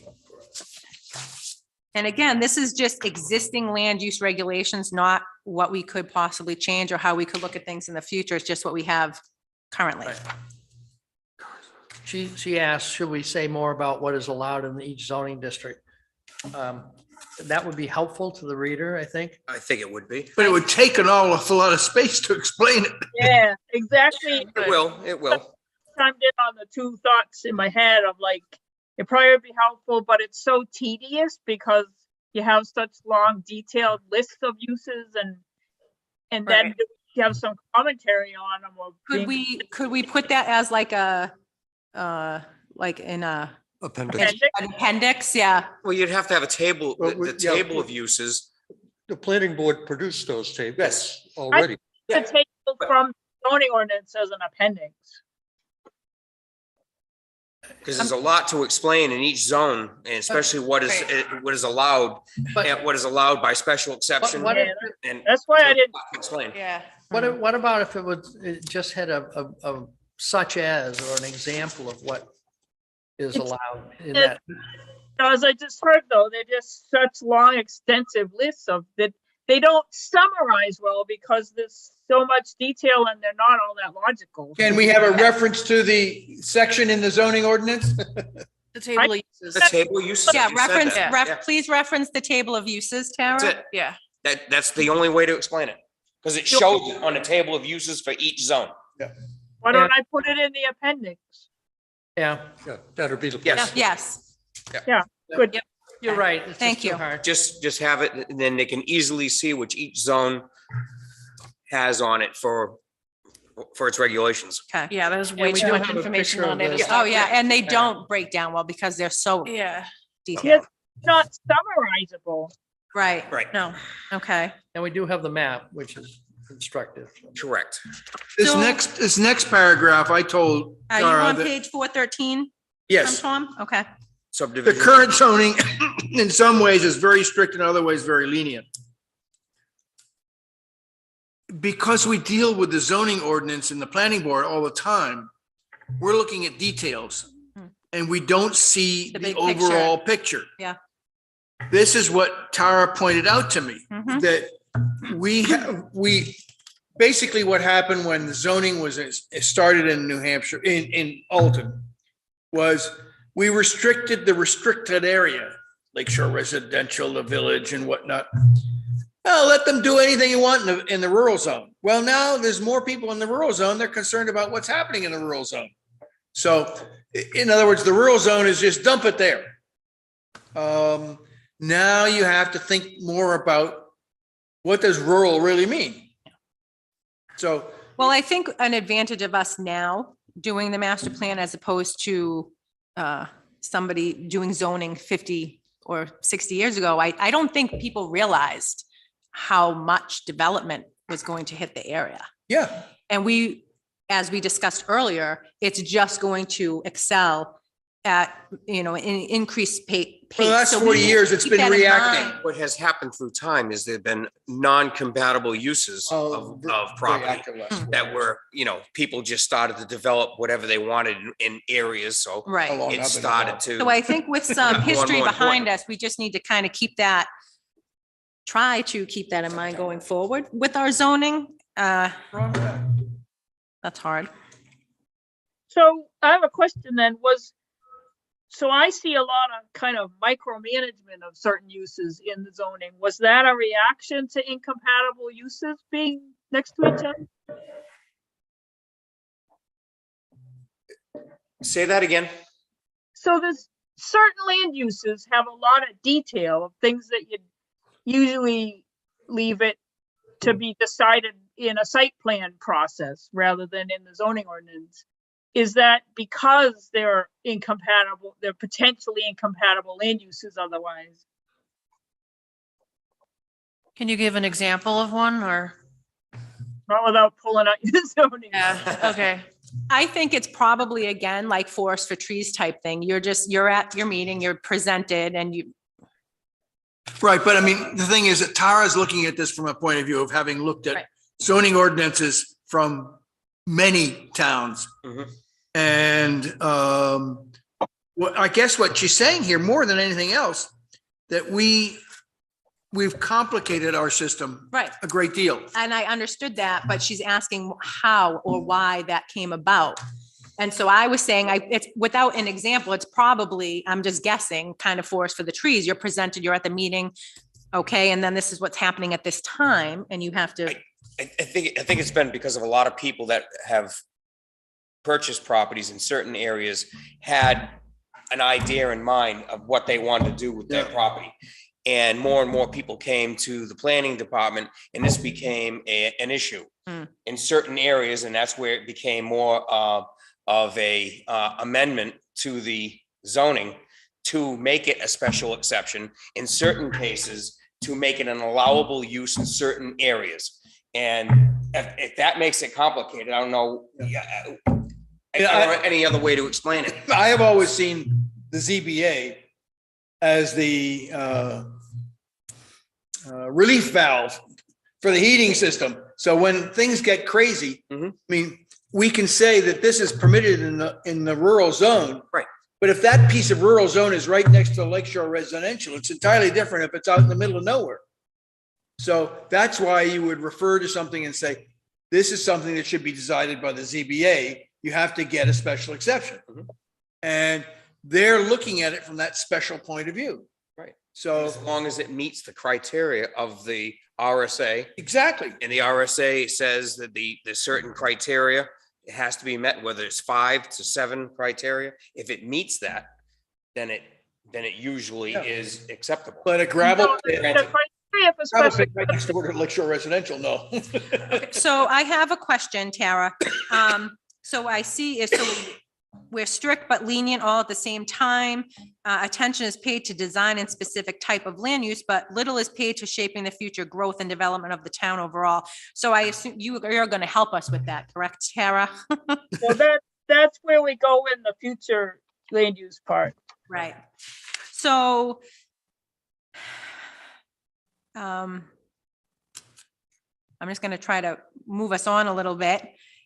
Anything else, subdivision regulations, anything like that? Any other comments, questions? Okay, so we'll go on to page 414, which is a map. 415, 414 is the map. the Oh, map, yeah, okay. And then if no questions or comments on the map, we can go right to 415. One quick question back on 13. That's This- 2 pages back. I know, you're fast. This talk about private roads should be an action plan. Okay, so Isn't it? is, I don't know. Well, that's because I didn't do an action plan for this yet. I wanted to see your reaction to the land use chapter first. I think. we'd like an action plan.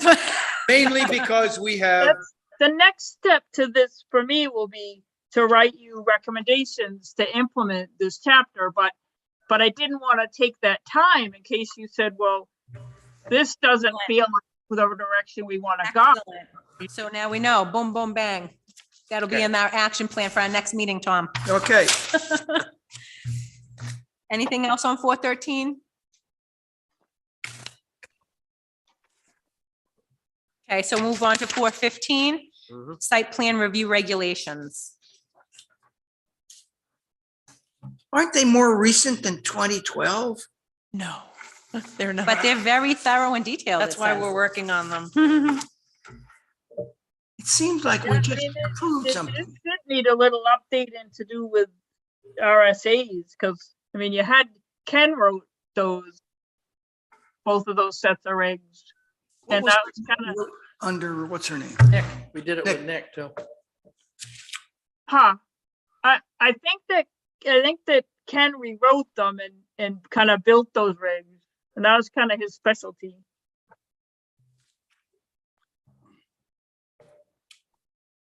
I think when, didn't we do site plan review regulations with Nick Strong when she was here?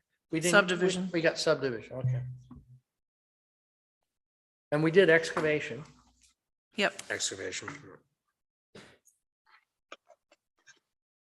Just in time. In my short term on the planning board, the guidelines that we were using for the site plans seem to work.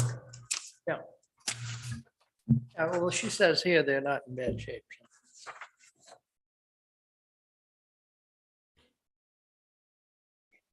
So I'd like to call everybody's attention to 4.7 future land use to this list. Anybody having questions or comments on that?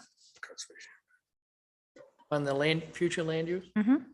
I have one, and I don't know where you'd put it, but in general, I thought we were, in addition, we talked about the village and trying to encourage denser development around the village.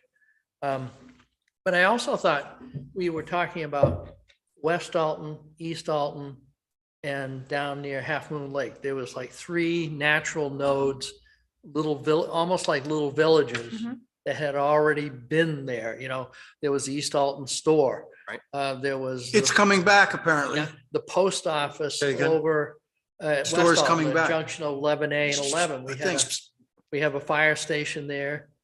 And then the new, what used to be the Half Moon store. Mhm. Yep. You know, the little restaurant there. I thought we were going to think about They moved. encouraging some Yeah. a little more denser development in these neighborhood spots that actually exist, and we We don't, did discuss that, Russ. and I don't think it occurs. I didn't see it in here. So. Okay. Okay, so Tom and I worked together on this, and kind of where we landed on that was in the having some different kinds of business that are allowed in different ways in the rural district. So I wrote down, you said, I'd like to see what you think about that as a way to achieve what you're saying. Okay. Well, one of the things I was thinking of is that they almost like a performance zone, a neighborhood, that Yeah. serve that local community. I just don't see it when I look at your soils and slopes and shorelines and all that. I'm just not seeing those jump out as places to zone for a village type thing. So I took a different approach at it in talking about different categories of business use in the rural district. For you to And I think right here where it says densely developed residential areas adjacent to the village with a neighborhood feel, or not just densely developed residential areas with a neighborhood feel, kind of encompasses what we were speaking about. In the village, we talked about that in the village, but not But at not these. those other places. Right, but what I'm saying is if we expand that to not just the village, but to other, Yeah, neighborhood yeah, nodes or whatever you want to call Yeah. them. Because they historically have existed. They've been there. They did, but they don't now. It's just not really lending itself to that when you look at the land use patterns now. Hmm. And this is the description of your current land use pattern right here. It says maintain the general pattern, so that, I thought that was, we're looking to the future, and then the general pattern, I thought, was that we had these three places. Yeah, definitely that happened in Stormwater. And that's been vacant for years. That was vacant for a long time. Long time. But a store doesn't, I would say I would not consider Alton a neighborhood friendly town. Like in my mind, I don't think of Alton as having many neighborhoods. Most neighborhoods you see are in a cul-de-sac. Like where I'm from, my parents still live there as in a neighborhood, you know what I mean? Like you don't have a lot of that here because we're so rural. So I see where your point is that those little sections that are rural, We're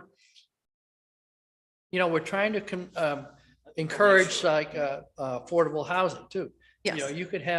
You could encourage a mixed use of commercial, like the store and the Yep. apartments up above, Yep. things like that, which I think would, as the future is rolling out here, that might be pretty attractive. I agree. One of the, The lakeshore areas, want those, I mean, that's where I live, it's a little neighborhood, Yes, but Well, me too. Yes. Where I am, it's. yes, but yes, certain little sections. Sections Mhm. or. so I'd like to have you get through the discussion about businesses in the rural zone and then circle back to that. Okay. well, before we leave that, one of the things that I would like to see mentioned in there is a potential recreational enterprises or facilities like a golf course or something analogous to the Nick in Wolfboro, but something in terms of land use recreation facilities. Just need a good gravel pit that's empty. What? Good gravel pit that's empty, like the Nick. That's what it was. Yeah, that's all it was. What was it? It was a A gravel pit. It was an old gravel pit, Abandoned gravel pit. is where the Nick is. Well, we've got contaminated land next to the church, Which So- church are you talking about? the Catholic Church. Catholic. That is actually a very good site for commercial development It is. because it's So- got an access road turnoffs. So 4.7 future land use, you'd like to see something for recreation. Yeah, recreation enterprise, if you Okay. will. But what I'm trying to do right here is, Rocky was. right, well, I'm Right. sorry, can you repeat that, Tara? I'm a little confused, I guess, because I'm trying to kind of drive current pattern here. Okay, so it says, I'm sorry, Tara, in general, the current pattern. So right now we're looking at the current pattern. So we'll probably have to add that on in the next. That's not Page. part of the current pattern. Okay, so we're gonna go to 416.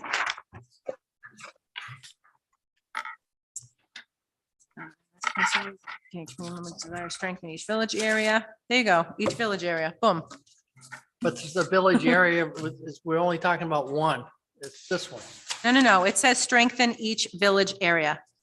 But we need Bring to talk more- about where they are, I Bring think. more business to town. Protect the lake. Just wait till we get to the rural part and we'll talk more. The Yeah, note. the village area that she's talking about is Alton Bay and the village. Those are two. Right, right now, that is, that's all you really have, that's village.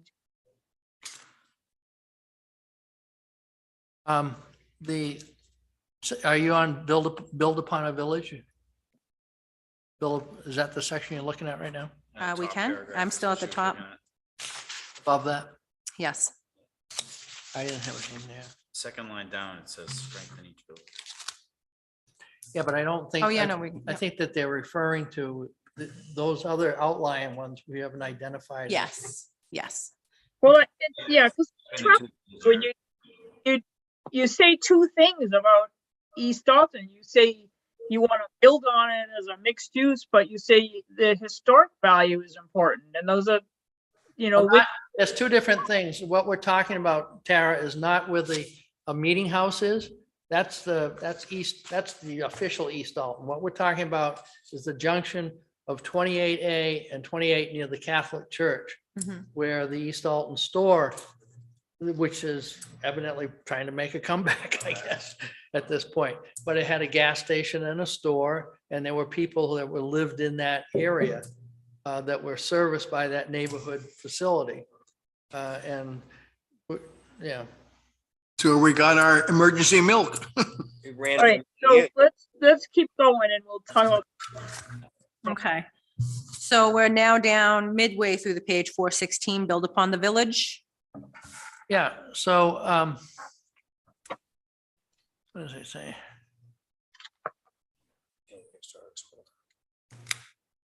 So I wanted to make I'll keep making this emphasis about business development in town.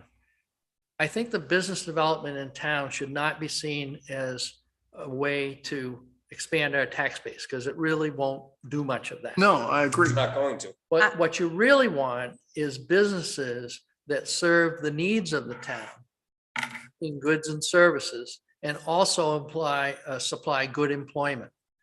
We don't want to encourage more big box stores necessarily, because they don't pay well and they're not something that we absolutely need. But I think if you had, like, the medical office buildings, those are great. Maybe some more like a business technology park where you have a high value job that, I think about over in Laconia on Parade Road, they have some really neat manufacturing businesses over there that pay quite well for people. Talking more like an Right. industrial park. Yeah, it could be an industrial park. Those are the type of things that you can get a job locally and make a good living at. That's what you'd like to see. Right, and so that would be discussed for our action plan and Right. for our zoning. But I'm just saying is that when we talk about the tax base, I just want to make sure that we all understand that you want to have businesses that you need and will give benefits to you, and don't think that they're going to really. Right, but affect I your think tax- this paragraph really just states to what the respondents of the survey I said. understand. Okay, I'm I'm just just saying, taking the okay. opportunity Okay. to beat this into the ground for you guys. okay. I can lend you my soapbox anytime. Yeah. This is saying all those things. I mean, why, when I hear you describe the kind of business park or whatnot, and that's what I was thinking in this new business district that I was thinking about, that is certainly gonna help the tax base and provide jobs. Hmm. That's Not an either or. And then when you said on the bottom of the page, the last sentence, you said business and living arrangements. I'm assuming you're talking about mixed use development. Right. Yes. Okay. Yep. Yeah, mixed use right there. But also talking about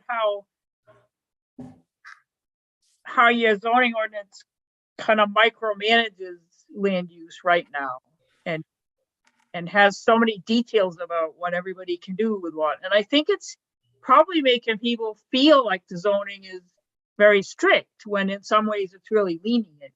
Yeah, because you can get an exception for everything. But you can, but you have to meet these 10 parameters. Right. Instead of being able to sit down with the planning board on a site plan and talk about what makes sense for your project on your lot. And so I think that going forward, you're gonna want to offer people both. You're gonna want to show that you're making some things less restricted and others more, and show them the logic for the more. I agree. Any other questions on page 416? Okay, so moving on to 417. So now the area is adjacent to Alton Village. Yeah, and I'm sorry, I don't have a map. I wasn't able to get a map together to show you. I can send it out or do that for the next meeting. Okay, thank you. Sorry. But basically, it looks like there's some large developable lands on either side of that area that could easily be this kind of, either extend the village or make it this new kind of. Okay. That's interesting. Okay.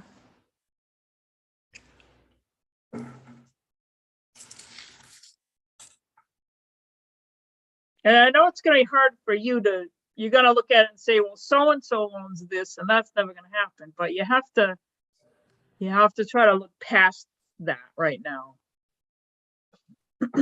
Welcome to Alton. No, not just Dalton, every I know it's not. time I start working with a town on the zoning ordinance and they'll hire me to redo the zoning ordinance, and then they'll say, well, we can't do that, the zoning ordinance won't let us.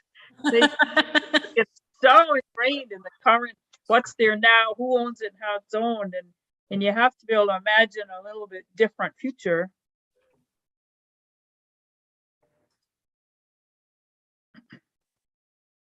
Where are you now? We're still on 417, celebrate Alton's Lake Hospitality Heritage.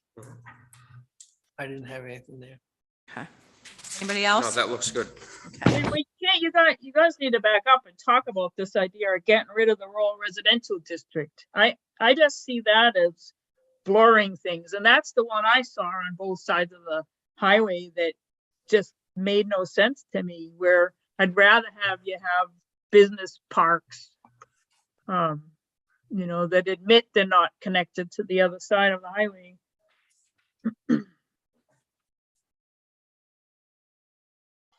So then 418, The third paragraph, Yes. it says the Lakeshore Residential Zone currently requires a minimum lot size of 10 acres. That's not true. It's 30,000 square feet. And No, it's for a special exception, maybe. The special exception says it needs to be 10 acres.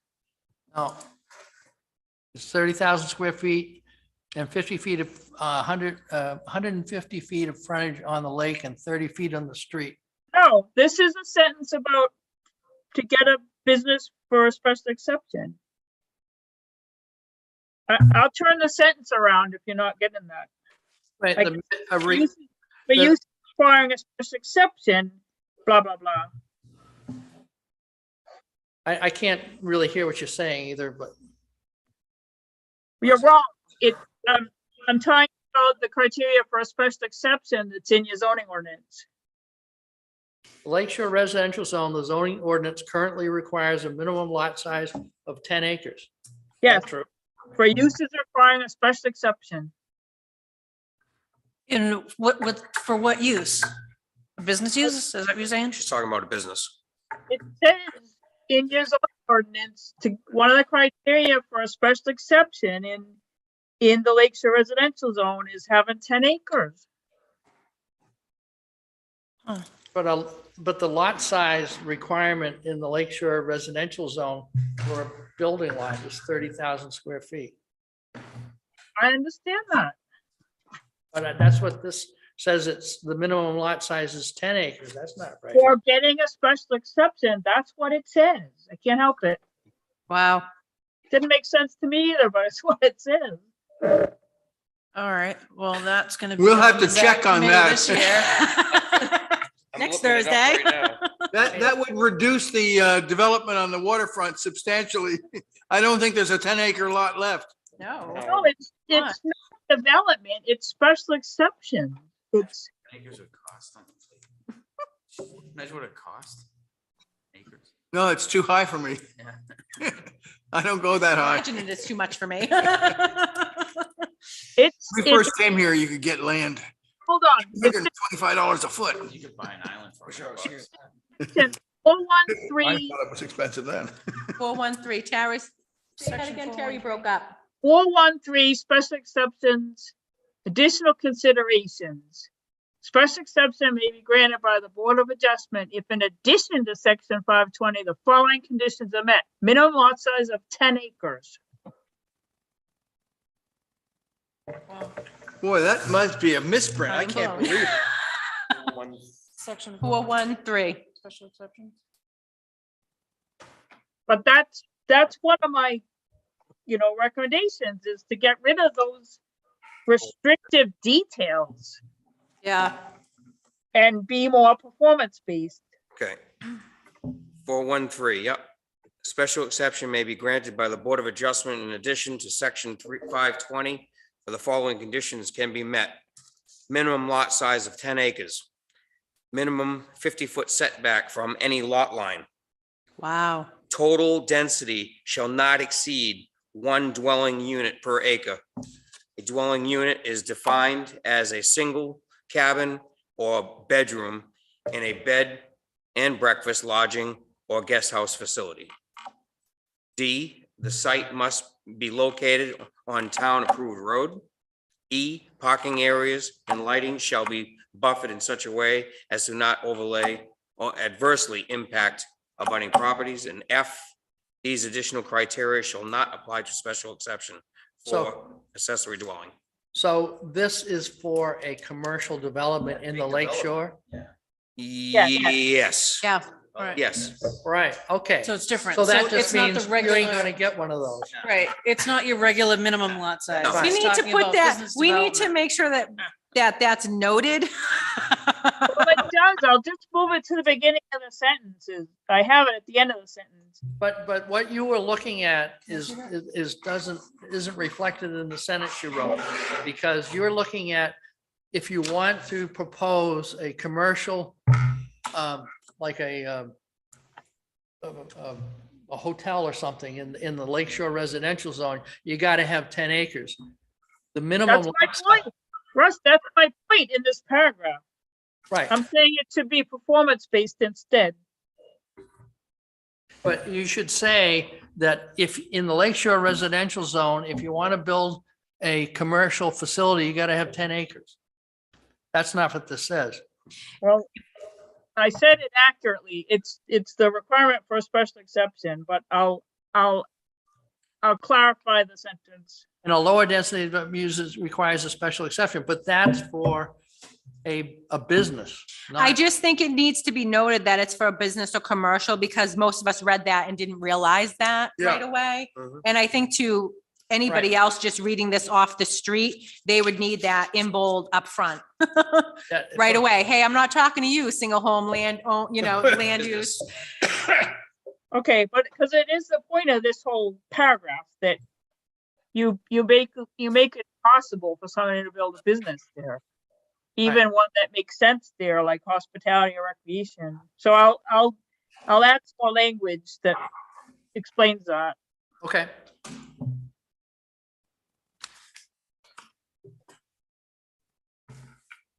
Any other questions or comments on page 418?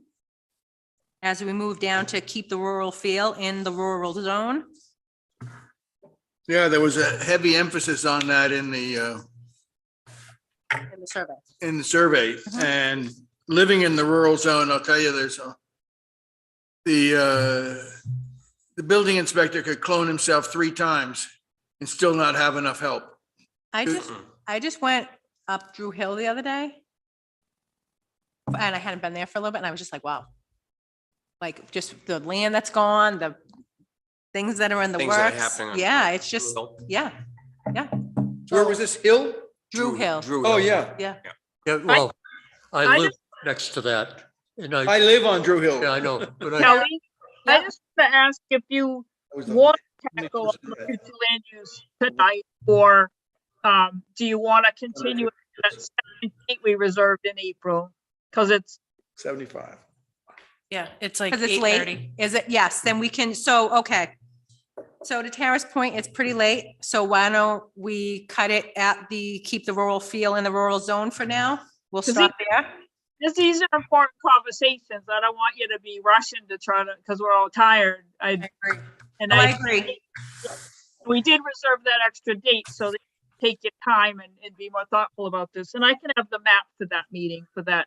Those lands around the village too. All right. Okay, no, I appreciate that, Tara, because I'm just full steam ahead here. Yeah. So are we going to check in on chapter 5 infrastructure? Are we gonna put that?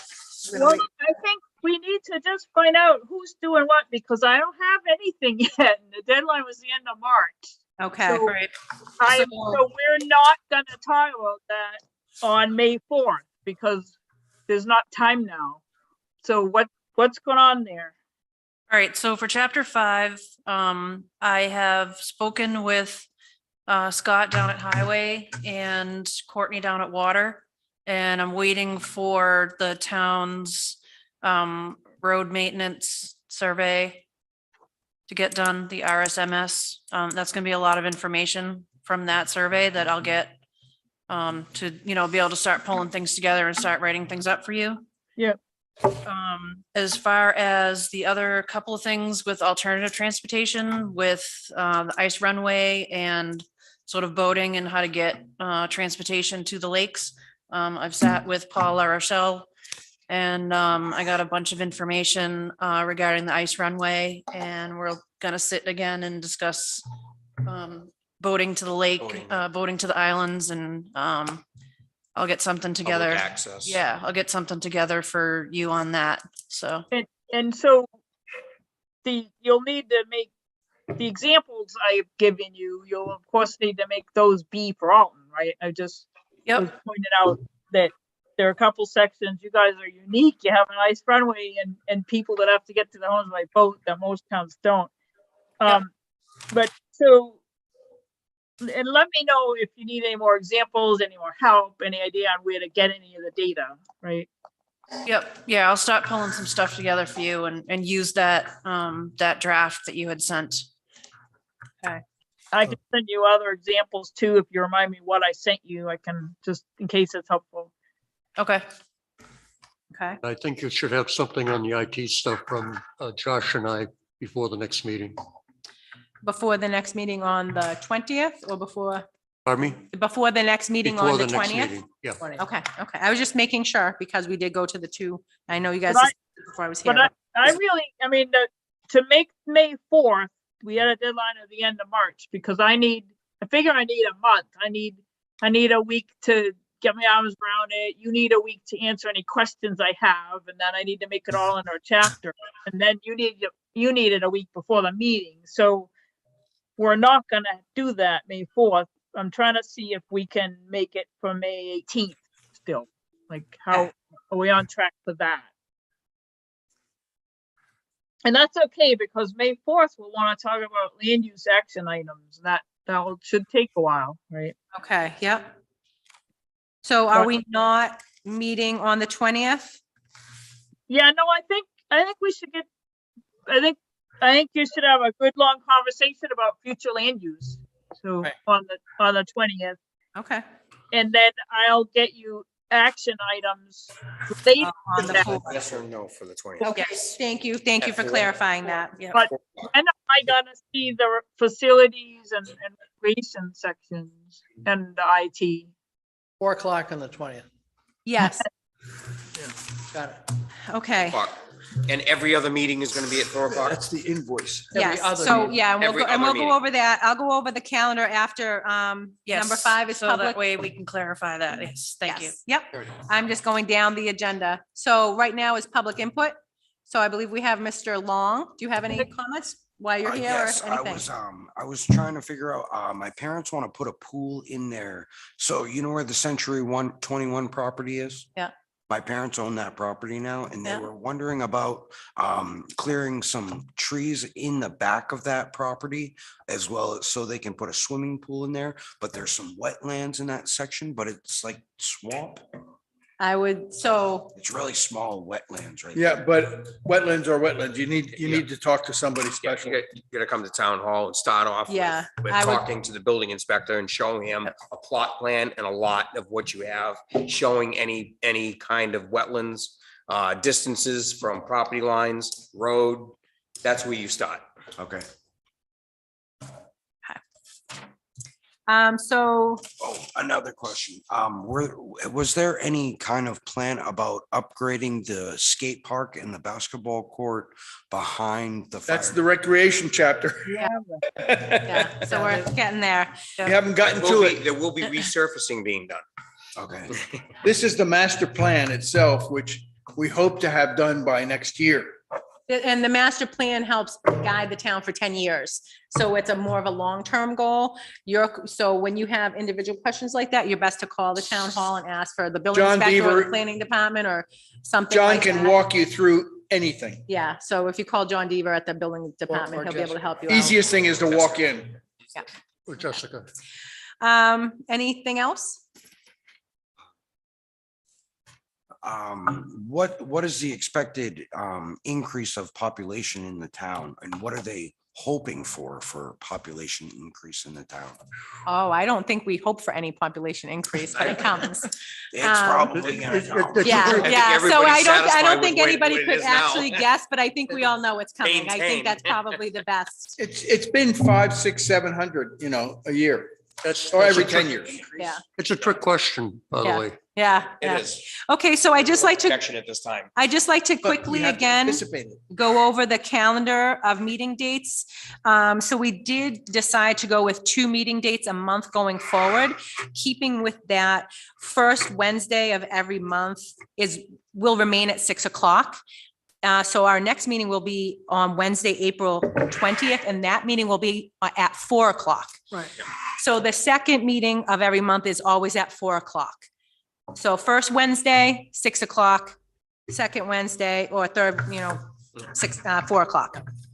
Sorry, did everybody Basically, get the way that? you have it here is April 20th is at 4 o'clock, May 4th is not, that's at 6. Yes, May 18th will be 4, yes, so on. yep, You just do 4-6, 4-6, 4-6 down the line. yep. So just want to make. Best to be here at 4. I work till 4:30. tough. so, Yep, but I'll- yep. I think that'll be tough for all of us, but we're just gonna do our best. I was lucky to get here tonight for 6, so.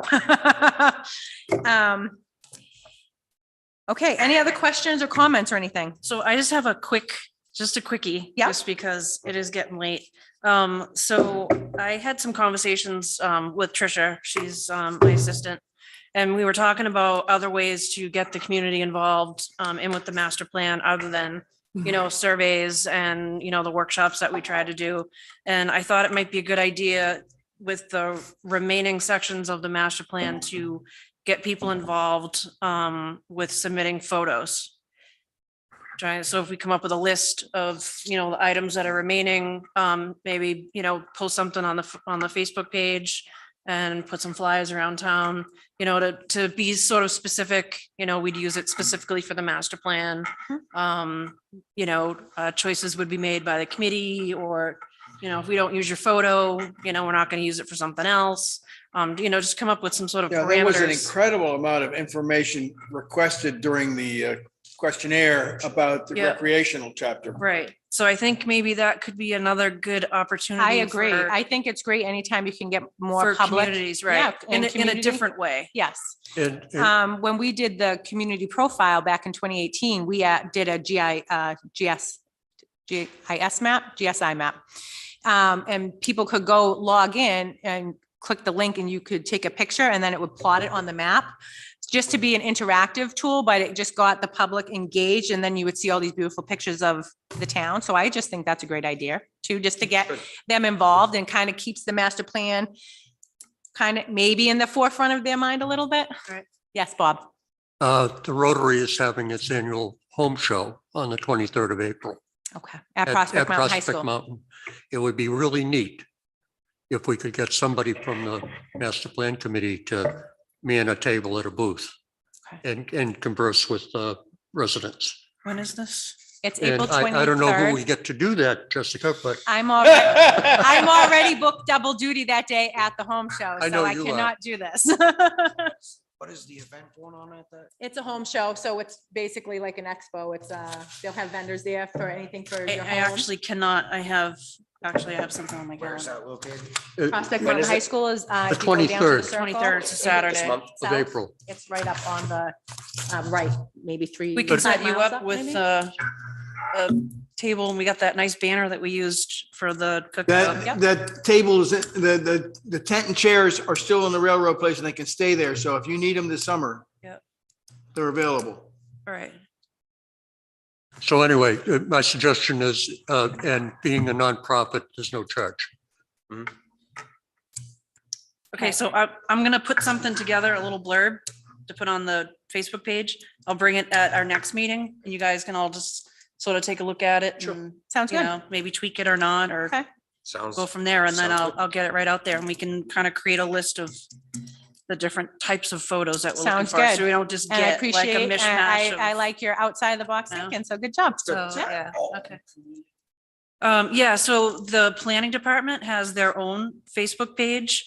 And then everything I post on our own page, I share with the Alton community page, and it has like 6,000 followers. So it's a pretty good outreach on that. Works very well. And the planning department actually has about 480 followers, yeah. which I'm actually pretty Yeah, surprised. yeah. So. I've never been on. No, don't be Yeah. surprised at who follows you on Facebook. it's- Be it's- surprised if they showed up. Has grown. Over the past couple of years, it has grown very well. Oh, I'm sure, but I mean, as far as the town using it Yeah. for information and more people looking at it. Yeah. So any other questions or comments for this evening?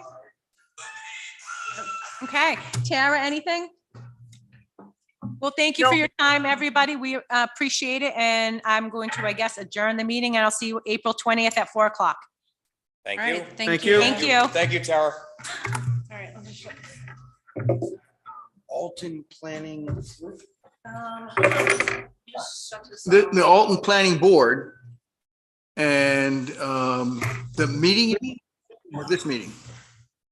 This is the master plan Yeah, he's committee. asking about the Facebook